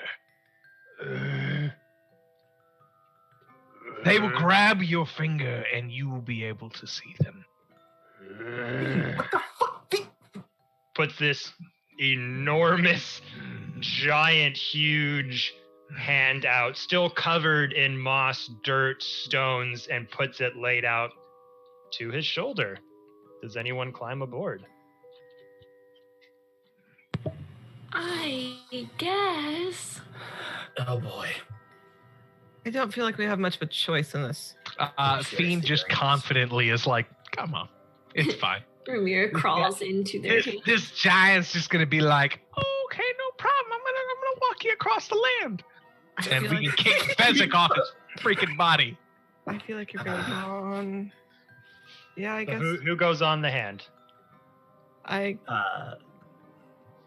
Strange, Tarek, Ramira. I guess. If any of you fall, I will do my best to catch you. Okay, and Fiend, you're still on the nose here. Yep.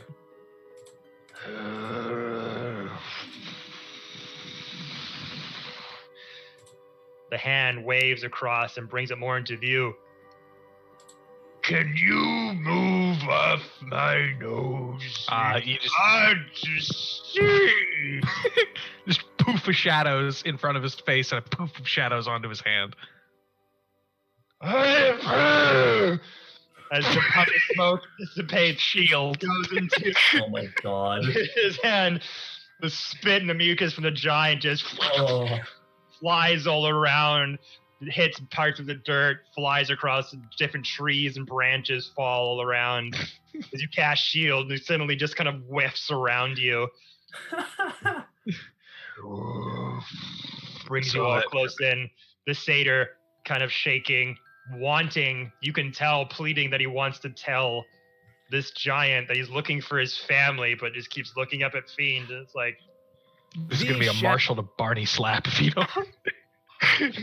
Well, bottom, don't piss yourself. looks up at his hand as this head just becomes entirely enormous, taking all of your purview, your sense of perception, just the entire width of the skull, capping it both, as you're all on the palm of this giant's hand. Prince, is that you?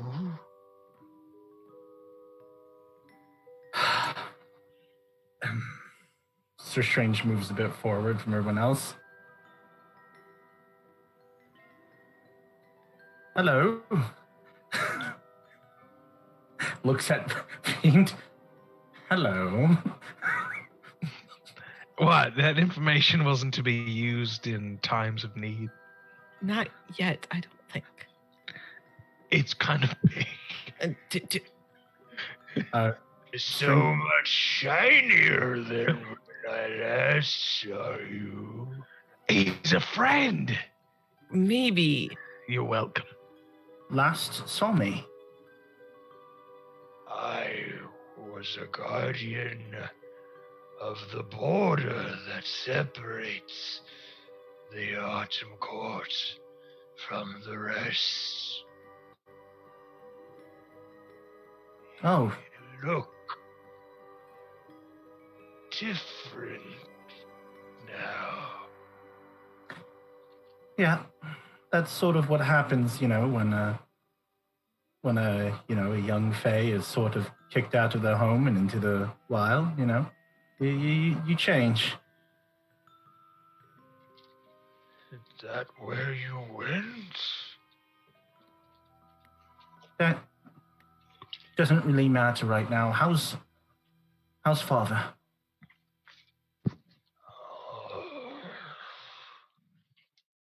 I've not seen the Oak Lord in some time. I was relieved of my duty. Why?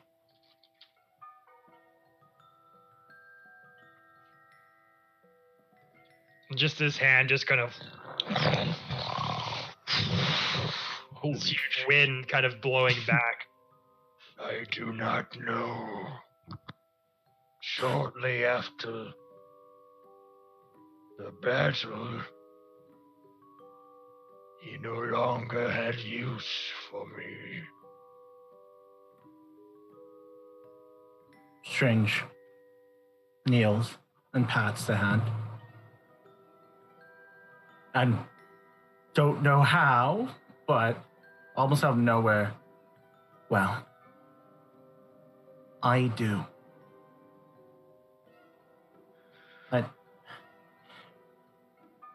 I know it has been some time, and you haven't seen me for a while, but things are dire. And I need your help.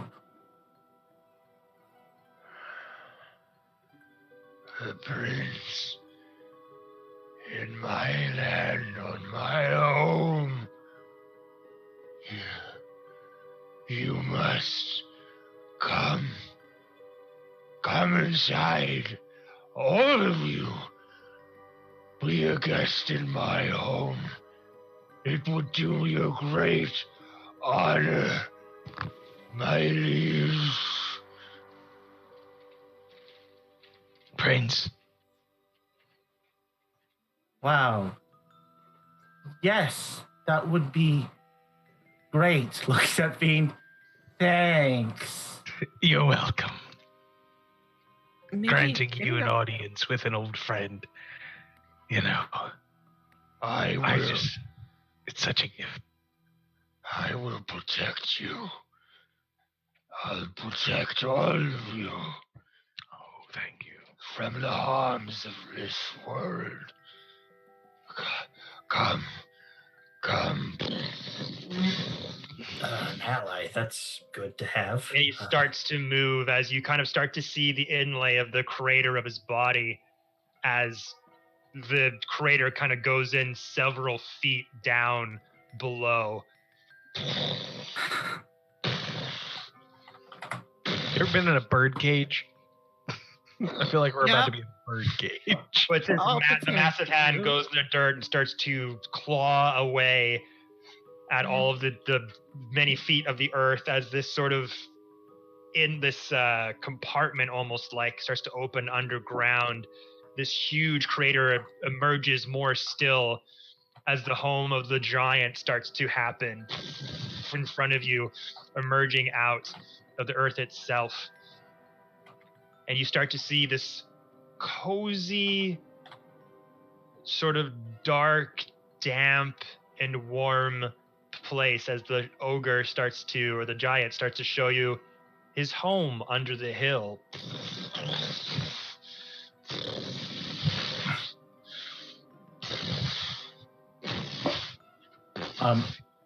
These steps start to descend below the ground into below. Yes, Sir Strange.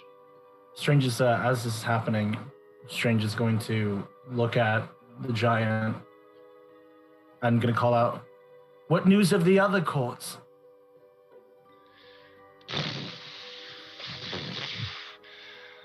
I have not been in the other courts in some time. A shadow looms at the center of the Feywild, twisting, turning creatures into metallic vestiges.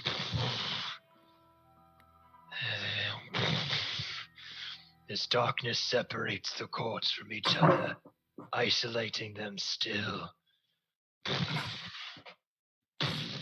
And this sort of makeshift staircase just goes lower and lower into the ground. It's a cozy, dark, damp, and warm environment around you. You see voles and badgers kind of cover up their holes as room is made for you.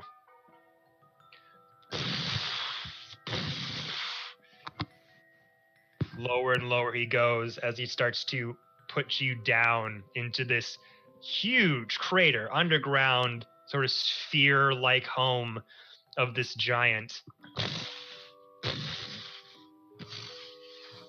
lays you all down. And as you stand there, You must be wary from travel. Take a rest, O Prince of the Autumn Court. Rest, and I will protect. and as you are placed in this earth, you start to get this sense. You feel tired. You start to feel a little drowsy. You start feeling like maybe you could lie down in this dark, dirty cave and become one with the earth itself. And all your troubles would fade away.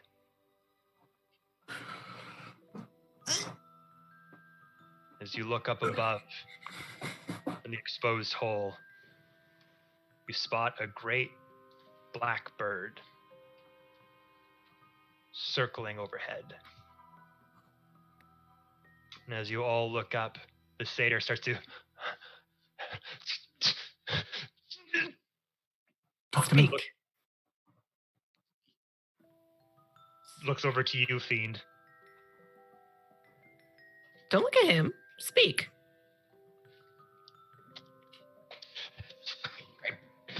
Bird above, the good bird. Is that the bird that took your family? Yes. Giant Jotun. Hmm.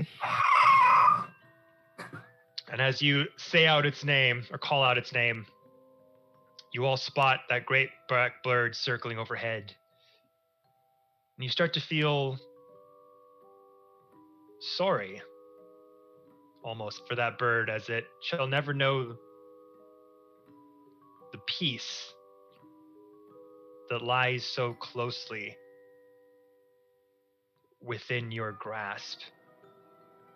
Does Fiend feel sorry? You're all kind of getting this wave of drowsiness and calm and peace. And as the satyr kind of starts to shout that the bird, The bird.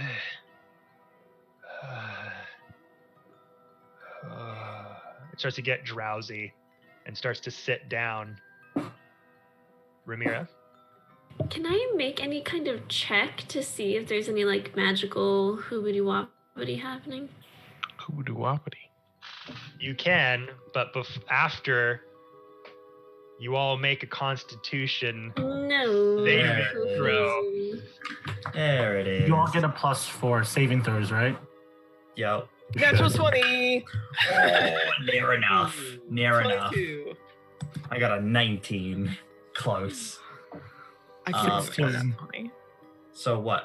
Plus 4 from you. You get a Strange? +4 from me. Oh, so Uh, 26. Yeah, 23. A dirty 20. 27. 21. So everyone above 20? No. All but so strange. Yeah. You fucked me, John. You fucked me. Sorry. No, you're not. No, you're not. No, I'm not. So, Mullet, the Satyr, and Sir Strange. This calmness sort of wafts over you. And all that pain, all that confusion that you've been feeling, it starts to waft away. And for the first time in a long time, you start to feel at peace, calm. That feeling that you had been searching for in Asgard is starting to feel like a tangible thing at this point. And you start to just kind of lay down on your side, on your back. And this calm, relaxed feeling just waves and wafts all over you. Same with Vezek, same with Mullet. As you start to just grab the dirt around you and start to cover yourself. Ew. And you start to sink more and more into the ground. Excuse me, what are you doing? No. And she's like, what are you doing? They're strange. Quick clarify. I don't get any assistance from Oswick, my symbiote, or does he also succumb to the... I was actually about to ask Oh. if Oswick had rolled. Oswick doesn't roll. He can help you with some of your saving throws. It's already too late now, is it?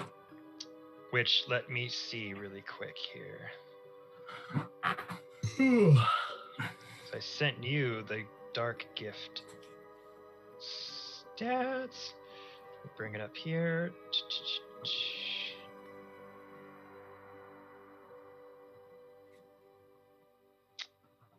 So when you fail a saving throw, you can choose to have your symbiote expend one of your hit die to roll it and add to the number rolled to saving throw, kind of like Bless. Okay. So you could take whatever your hit die would be on your character sheet. What's that? Let me see. Hit die. Sounds like a feral thing. Hit and die. Hit die. It's a pool of health that The you die can part is actually me. Farrell's in no mood. Don't start this shit. Farrell is the hit part and Ramira is the die part. So you got that a little confused.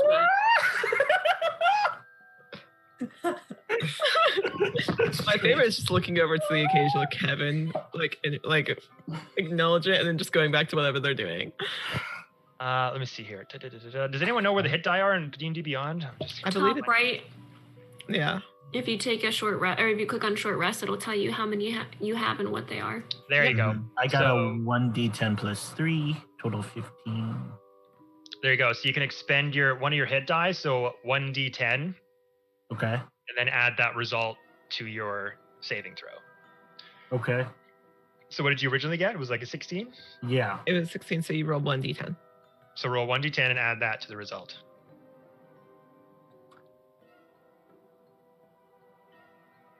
A 10? 1d10, yeah. Yeah, a 10. No, a 10. Oh, you got a 10. Oh, Yes. 26. So as you start to bury yourself in the dirt, the rest of you are just like looking on as 3 of your party members start to just fall into the dirt and start to go to sleep. So strange, this voice of Oswick comes up.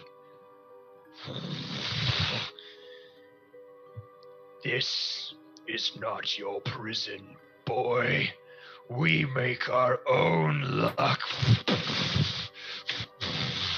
Your arms sort of come out of the dirt as this black essence starts to careen and crawl over your armor,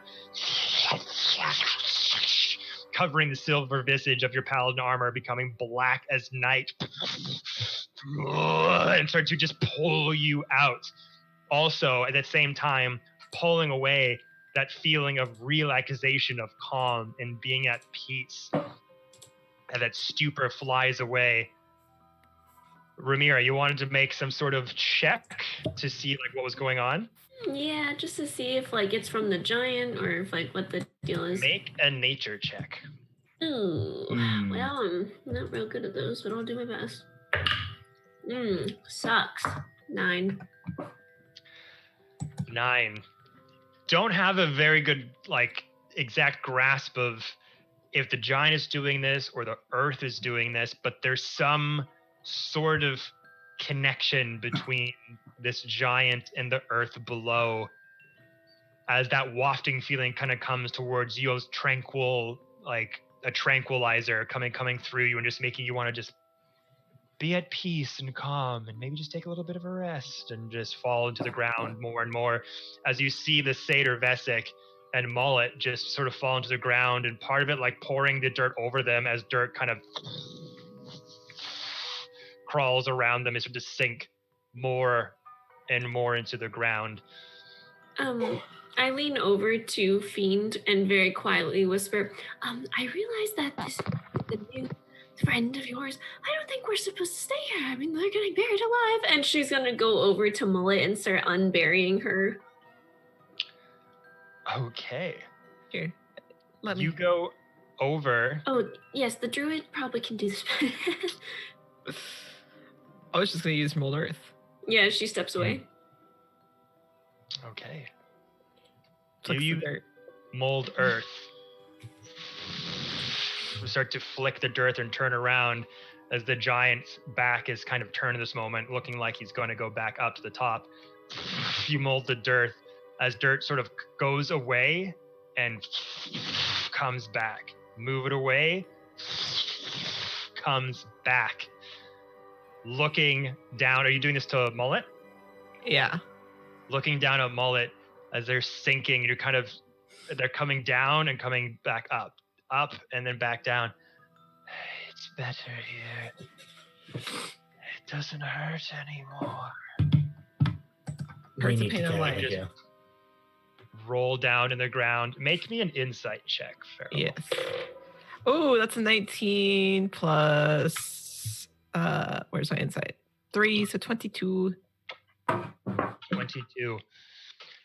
As Mullet is kind of resisting you, trying to claw them out of the earth as you mold it around them. I want to stay. I don't want to go. You feel this intention that her will to stay here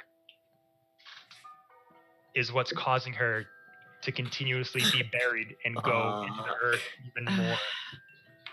You would seemingly have to try to persuade them somehow to change their mind out of utter bliss. So while she's doing this, she'll look back. So I know that this was used in a malicious way the last time.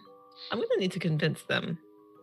Ramira, if you're fine with this, me changing into their beloved this time, I think I might be able to persuade them out of it. Do whatever you think. And with that, I want to recall the form of Galen and attempt to persuade Mullet out. Where's the giant? Is the giant just watching us? Their back is turned to us. So as he did that, he Okay. said, I will protect you. I will make sure nobody harms you. put you all down on the ground, and is just turning around and starting to make their way back up. And that's when he let you down the dirt, that tranquil walking Okay. feeling came, and then the dirt started to kind of crawl around you, and the three that got affected the most started to just lay down and like crawl and kind of dig a little hole for themselves, and the earth starts to like slowly is swallowing them whole, basically. So you're gonna do that. Just while you're doing that, was there anything else anyone wanted to do while it's simultaneously happening? You said that we saw the bird flying above us. Yeah. How far above us? Really high up, like several hundred feet. Like it's like just a tiny little bird in the sky at this point. Ramira? Would I get the sense that Dispel Magic would work? You can make an Arcana check if you like. Okay, I'm gonna make an Arcana check. That's a 22. 22. So looking around, the earth is seemingly moving on its own in sort of coordination with the giant's thoughts. Dispel magic, is it an ability it's doing? Is it this ground? It's possible. So, not really conclusive, then I don't really know. Yeah. Okay. This is magic that none of you have ever really witnessed. The nature of the thought of like going from this giant down here, this emotion being poured through the very earth itself, affecting everybody. Is the giant up top now? It's slowly. How tall was the giant? The giant. It is huge. If that gives you any sense, it doesn't have an exact height to it. So up to 20 feet. Huge is 15 by 15 feet is space. So it would be at least 15 feet tall. Gargantuan would be like the size of a kraken, which is 20. Yeah, there you go. So it's up from 15 to 20. Yes. Mm-hmm. So it could be 19 feet tall. Mm. Yeah, I'd say it's probably like 18 feet. It's a big boy. Okay, so 20. Would you say that it was above 258 feet from me? The bird? Oh yeah, for sure. How about 310?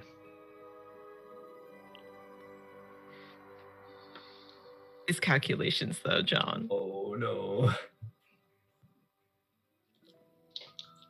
We're about to find out.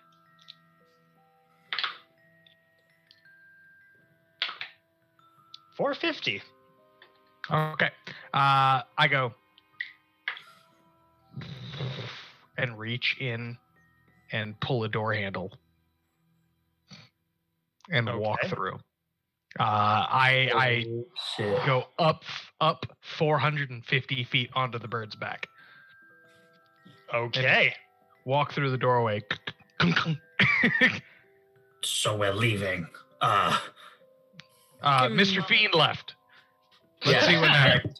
Tarek says that to everyone else. Like, so we're leaving. I can get us out of here if need be. Well, we're having a bit of a problem here.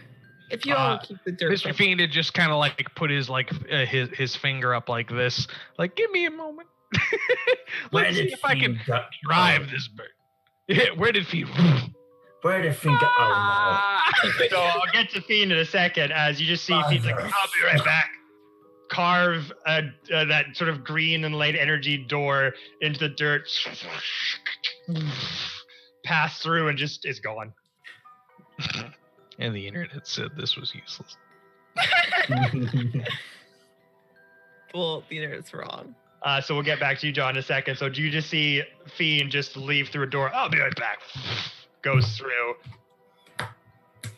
What are the rest of you doing? I have transformed into Galen. Correct. Other than Farrell.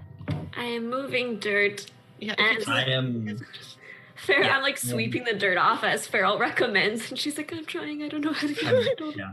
I'm trying to help Ramira, but also I'm kind of putting the offer out there of I can teleport all of us out of here if we need to. Just say the word, and I'll do it. Go ahead, Jade. Sir Strange, so they just got up from the dirt. They still have the symbiote things around them? Just clarification. Just like this black goo just sort of seeping out of your body onto your armor. It's just permeating all of it as it's like helped you get out of the dirt. Strange is going to make a mental thank you to Oswick. And I'm going to go ahead and take a look around at the surroundings and see if I can gauge anything, maybe with what knowledge I have.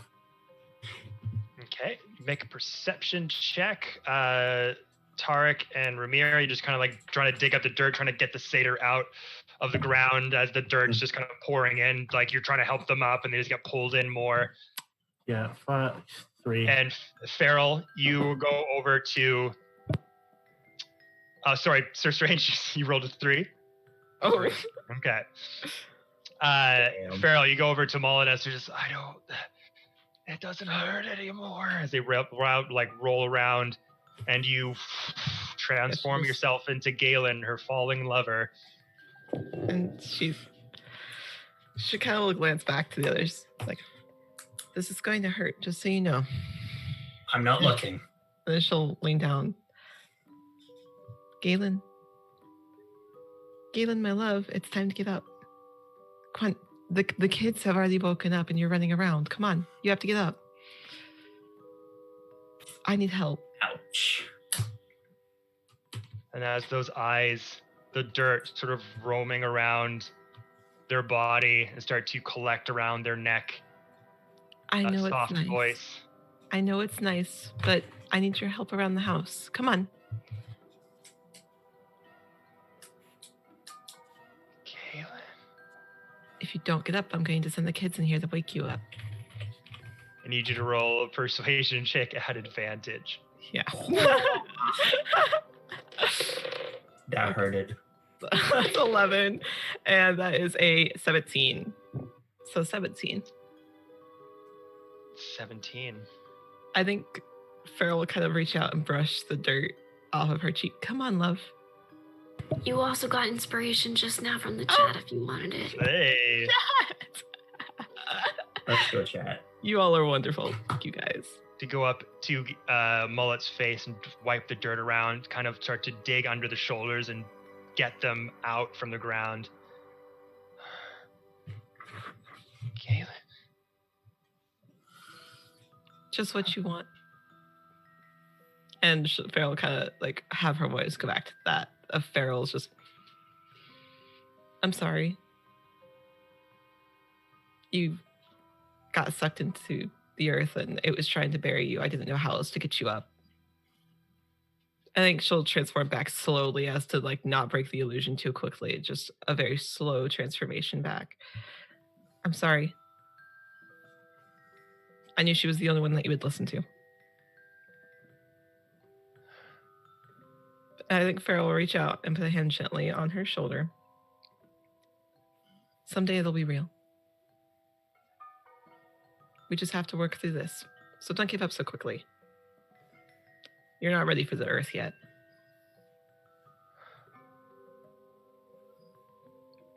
But we have to get out of here first.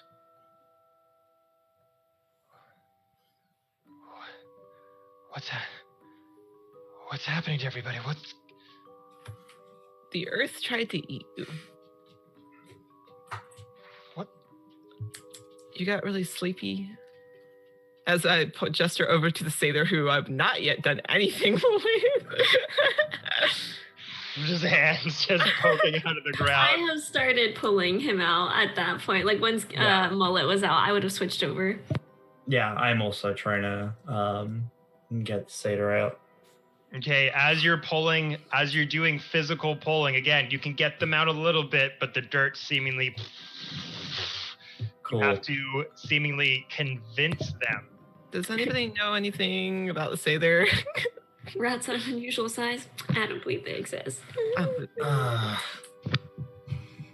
I mean, I can transform again, but I don't know who they would listen to. Oh, I know. I know.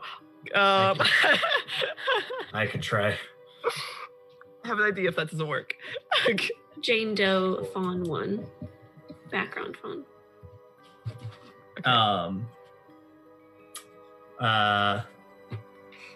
Trying to think of what to say now. Because I know what I want to do, but I try to think of the exact wording. I have an idea if it doesn't work. Just so you know, we have a backup plan. Let's punch him. Into the dirt. Too much of fiend. Too much of fiend. Wake up, samurai. Wake the fuck up, samurai. Oh, you're finally awake. Anyways, go ahead, Tarek.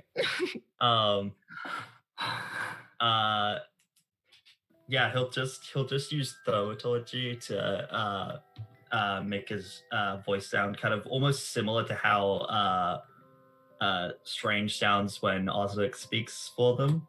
Kind of that similar kind of tone. And his eyes will just like glow red. And he'll be like, "Get the fuck up right now." Are you trying to scare him? Yes, he says in the same voice. Oh, Make a persuasion check at disadvantage. oh my god. Persuasion? Oh, I was trying to intimidate him. At disadvantage? Trying to scare. Fortunately, Really?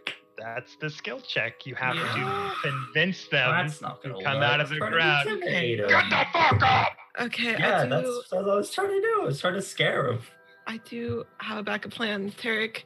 I feel fear tactics are not correct in this instance. Apparently this doesn't fit. It was a right. good attempt.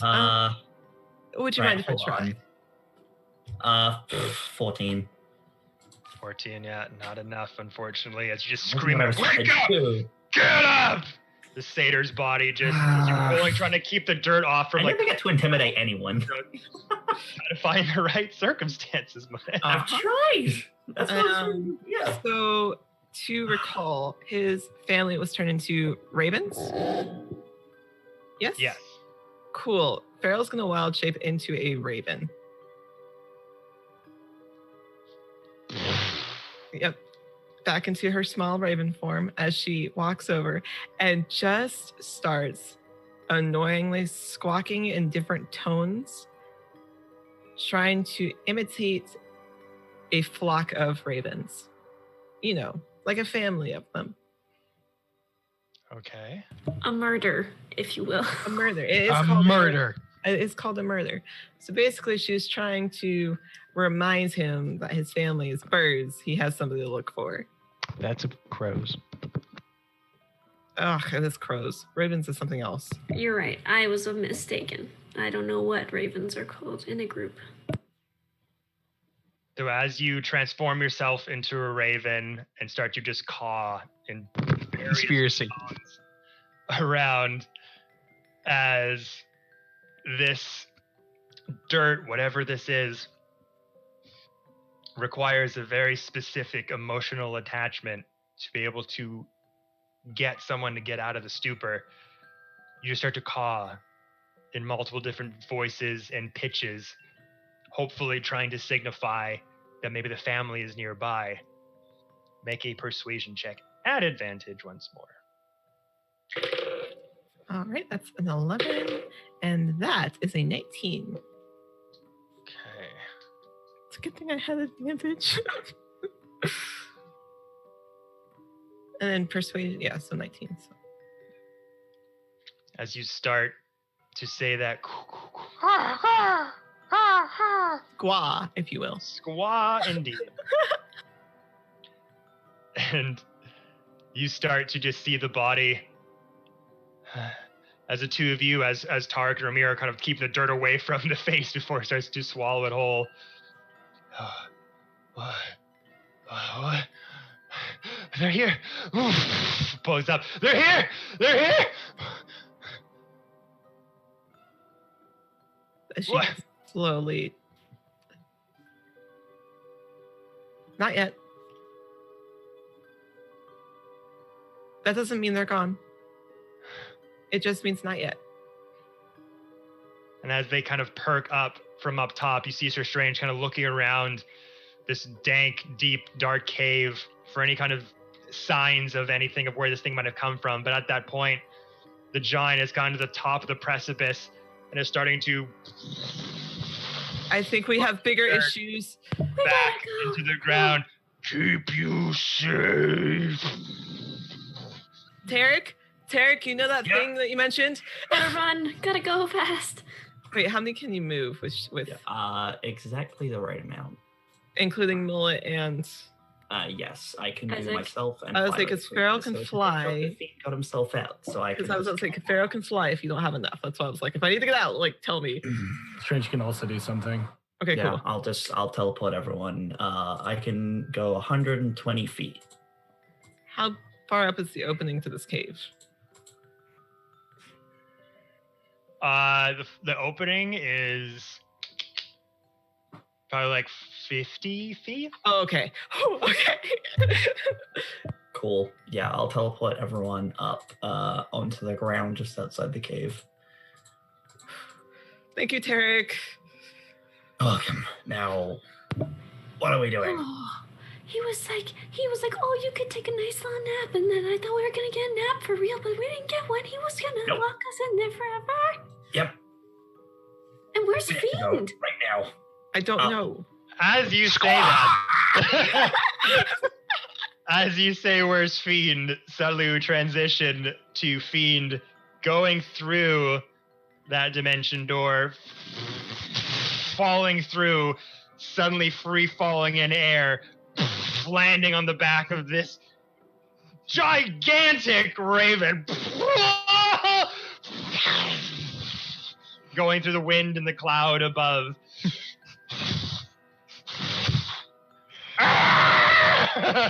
Just squawks out loud. What are you doing?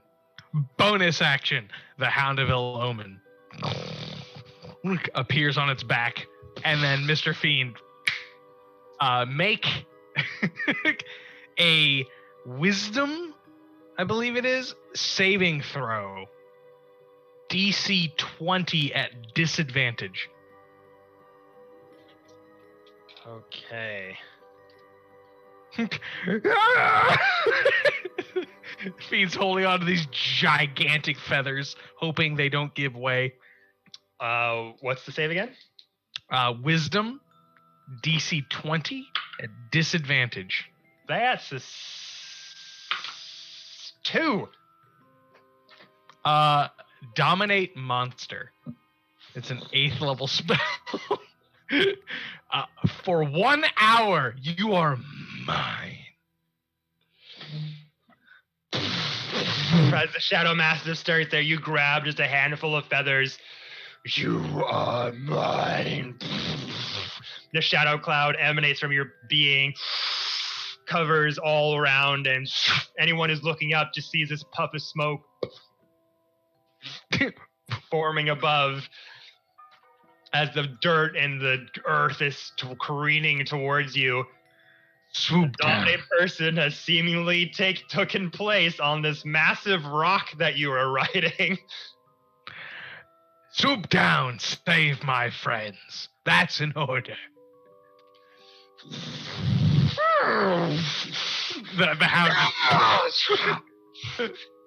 goes down careening straight as the dirt starts to tumble down and cover the cave hole. The rest of you, what are you doing? Do you see that giant bird? Just. I do. I see that giant bird. Tarek just looks up at. You said it was a rock, right? PTSD. Tarek just looks up and is like, "Oh, not again." We should move a little out of the Yes. way, at least. I feel like even if it's friendly, we should probably move. Move? Okay, yeah. Move. Okay, great. We move. Okay. At least a little out of the way so that fiend. We got the landing gear going. Yeah. Torches. Okay. Yeah, we move out of the way at least a little bit. That way fiend has somewhere to land. Okay. So as all of you are getting out of the cave here, you're teleporting out? Yes, we did. We teleported Yeah, out. I teleported us out using scatter. Okay. So As you scatter in, throw those radiant, sort of sparkling, effervescent magical spell out, scattered around almost like fireworks. Everyone's vision is kind of blinded for a minute as you all get taken above the cave, back onto the ground in the sky below. As the giant kind of caves in the dirt inside. I'm trying to keep you safe. Come back. As a huge hand goes out to outstretch you. And above you, this whizzing, whirling sound. As you hear Fiend up above, just zoom, come down above you. Fiend, what are you doing? Can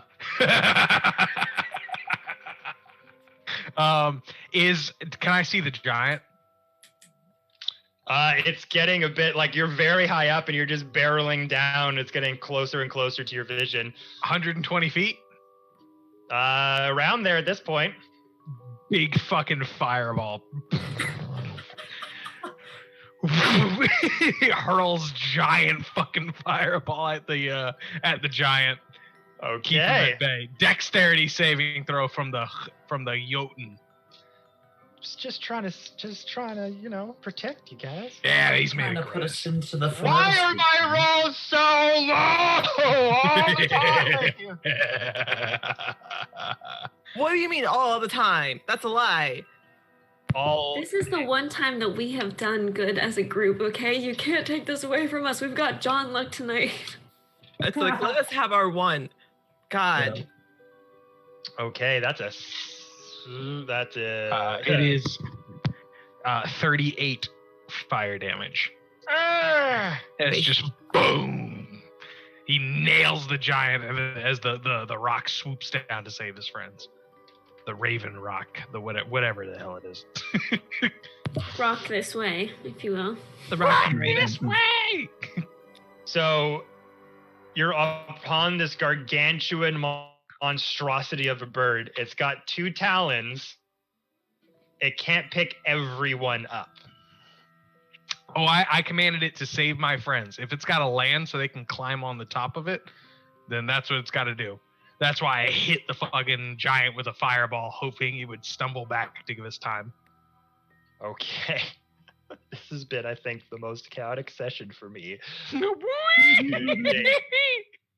Also, you go only in- John could pull this off. So, like, Yep. As John you go Locke. in, careen down. Yeah! You just hear this shouting from above you and this orange glow starting to form as you're all like, everyone get down! You all start to move out of the way. This globe, this orange orb.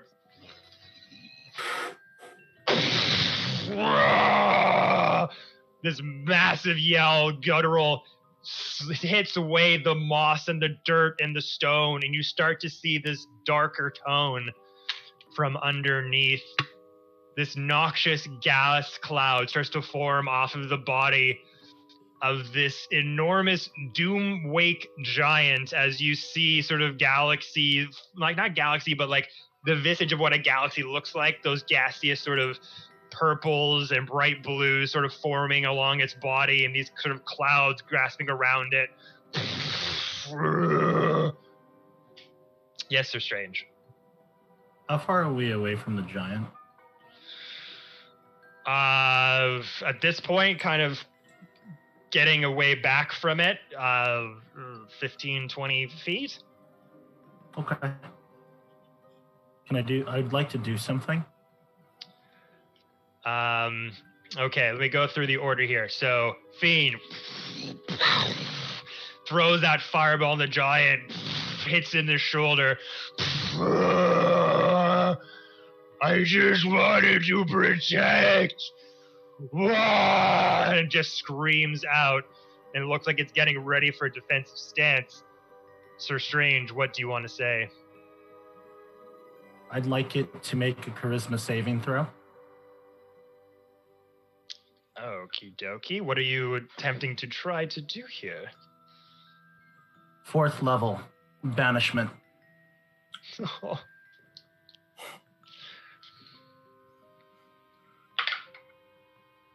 That's a natural 19. Yeah, it doesn't work. One fucking roll I get Yeah. on. Oh, tonight's not my night. Oh, I'm sorry, buddy. So as you go out and kind of go to with your symbiote kind of covering all your paladin armor, you kind of put out your hand and the explosion from the fireball, just the last split instant, just brights out your eyes for a minute there.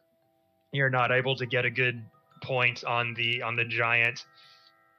But as that happens, Fiend, you throw that first fireball, shouts out, "My friends, rise!" As more earth shakes nearby, as another giant mound rises out from the ground as another giant starts to come out from the earth itself. Another enormous Doomwake giant crawls out from the ground as bits of moss and dirt come out of there. And with Fiend riding a rock above, taking that first blow, I need you to all roll initiative again.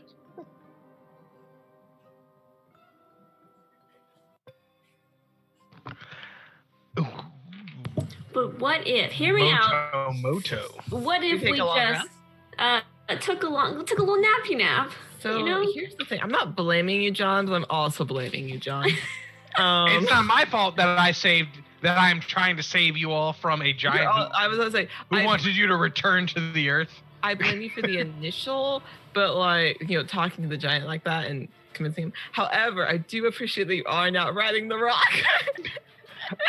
Either get attacked by the giant or tricked by the giant. It was a one or the other thing. Look. It's cool. We're just gonna hop on the bird and get on out of here. You're fucking welcome. I have an hour of this thing that killed Tarek. We killed the one that killed And Tarek. it's gargantuan. The thing that killed Tarek was huge. You're right. Okay, so God, I it's like that currently am was. initiative Feral as well as Sir Strange, just so we're aware. So Feral, okay, and rolling for Sir Strange. We got the same initiative. Okay. Oh, damn. Mr. Fiend is high.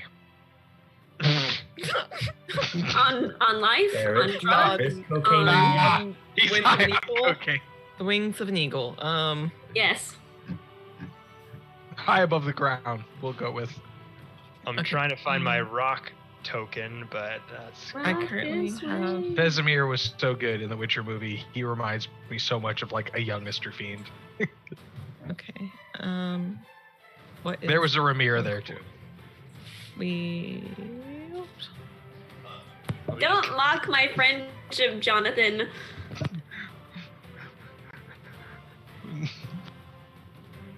This is currently what Fiend is writing. Oh my god.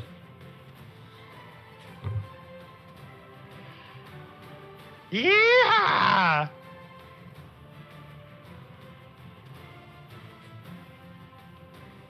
Okay. With all of you down there.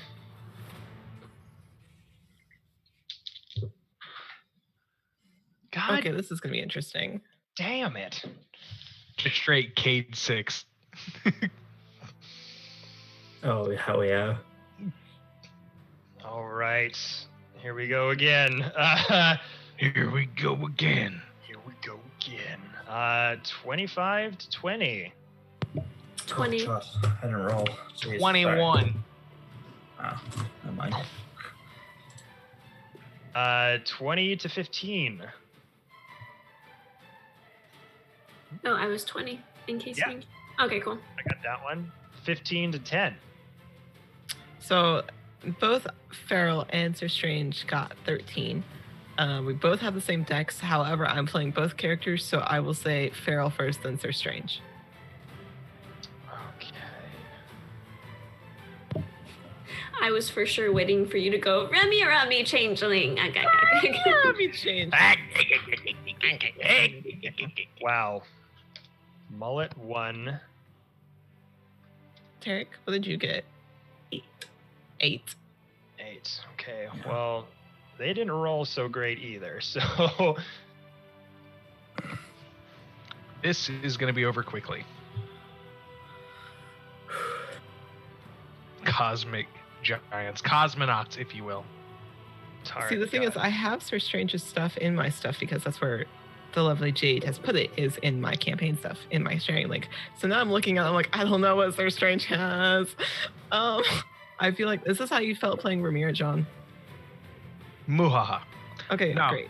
I played clerics, spirit guardians, spiritual weapons. I That's can all. play Jade, you got it, love? If at any point you need me to take over and switch, let me know. I've got your thing pulled up too, so that I can keep an eye on it. Okay. You are after Feral, just so you're aware. We rolled the exact same initiative. Because for some reason my dice are like, oh yeah, I've rolled a 13 for every single one of my initiatives tonight. Okay, so with Fiend riding atop this enormous rock, what would you like to do? Alrighty then. I believe I have 120 foot. Yes.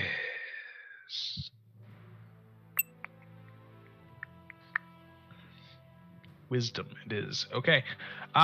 So that sounds good. Right about here in a 30-foot cube. 30-foot cube or 30-foot radius? 30-foot cube. So we're just gonna measure real quick, make sure. Yes. Cool. So right in the center of those two giants, a hypnotic pattern appears as Fiend throws it. It is a DC 20 wisdom saving throw, or you will fall unconscious. Oh, man. And we will ride off into the sunset, cause fuck this shit. Are we supposed to kill the giants now? Like, I need clarification. I was just gonna say that. Thank you, Seth. Same linguine. Are we gonna blot out the clouds or the ocean this time? We might as well take the rest of this place with us as we go. No, Fiend, you can't just say that. These are people's lives.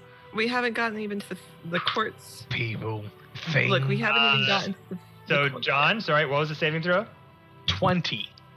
No, well, what was the saving throw? Like, what type? Wisdom. Okay. One was an 11. Fantastic. And the other one was a 13! Yes! So it looks like we're done with this shit. Let's ride off into the sunset. So we can sleep now. No, because we're into a bird. What am I doing? I don't have to ride the rock. I am a bird. Slap. The two of you slap. As you ride down the rock and you just see Fiend kind of throw that fireball down, the rest of you sort of back up and the anger from the giant screams out as another giant comes up from the earth, and they just look upset and angry. They're kind of small-minded creatures. They're not really, they gave in to the first emotion that came forth, wanting to protect, not taking the hospitality. Suddenly Fiend throw down another huge spell. As this sort of his own sort of version of noxious gas swirls in a sphere in between the two Doomwake giants as they start to get up and rise.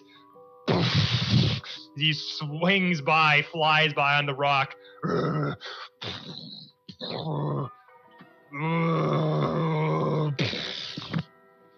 And they both fall unconscious. How long are they unconscious for, Fiend?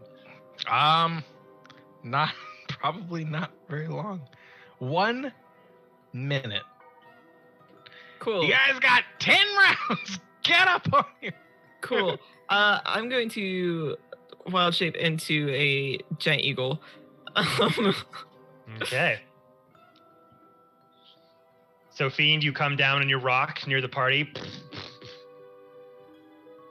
Are you telling everyone just to, like, get on? Yep. Just clunk, clunk, clunk. All right, it's safe. Don't worry. He's under. It's. They're under my control for 60 minutes, 58 minutes, 57 minutes. Okay. Time's dwindling. Hop on. Okay. Where's Vezek? Vezek, is this the thing you were talking about? Is this the big bird who took your family? And as you're hanging on to the massive raven, you're looking on. Fezzik just looks at it. That's it. Fantastic. I can tell it to take us to your family. He's mine. It's mine. They're mine now. Let's go. You said we only have 1 minute, right? For the giants, yes. Yes. That's weird. I guess I spent too much time around Toon. I kind of understood that. You definitely understood that. It's just like, literally, like that's her just being like, let's go. Yeah, just I come on. squall once for yes. All right, hop on. Everybody. Vezek, come. You'll sit at the head. And you see Fezzik just being very just taken aback from the sheer power that you're displaying and controlling over this like gargantuan raven as it's just creaking its head and kind of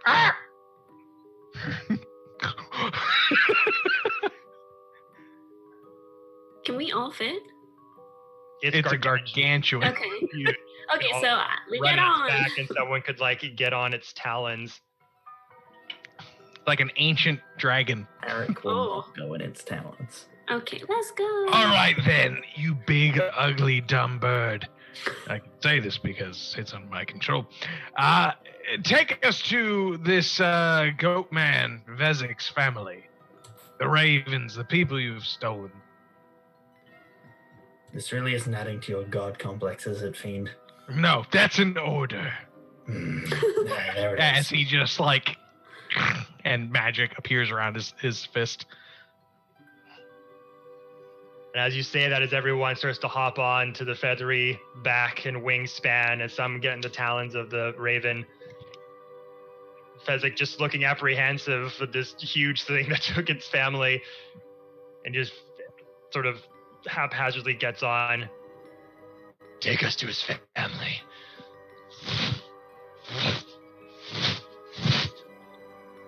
Starts to fly up high. And through the blustering wind, clouds rolling past, you're somewhere halfway between the earth and the sky, clutching to the slippery cliffs for dear life. There, not far at all, you spot the nest. In the nest sits 7 black ravens fighting over a worm as thick as an arm. The ravens squawk at the sight of their supposed mother and sibling coming in closer and closer. And as you fly over and roost in the jet black hair of the bird flapping excitedly, tears of relief start to stream down Fezzik's face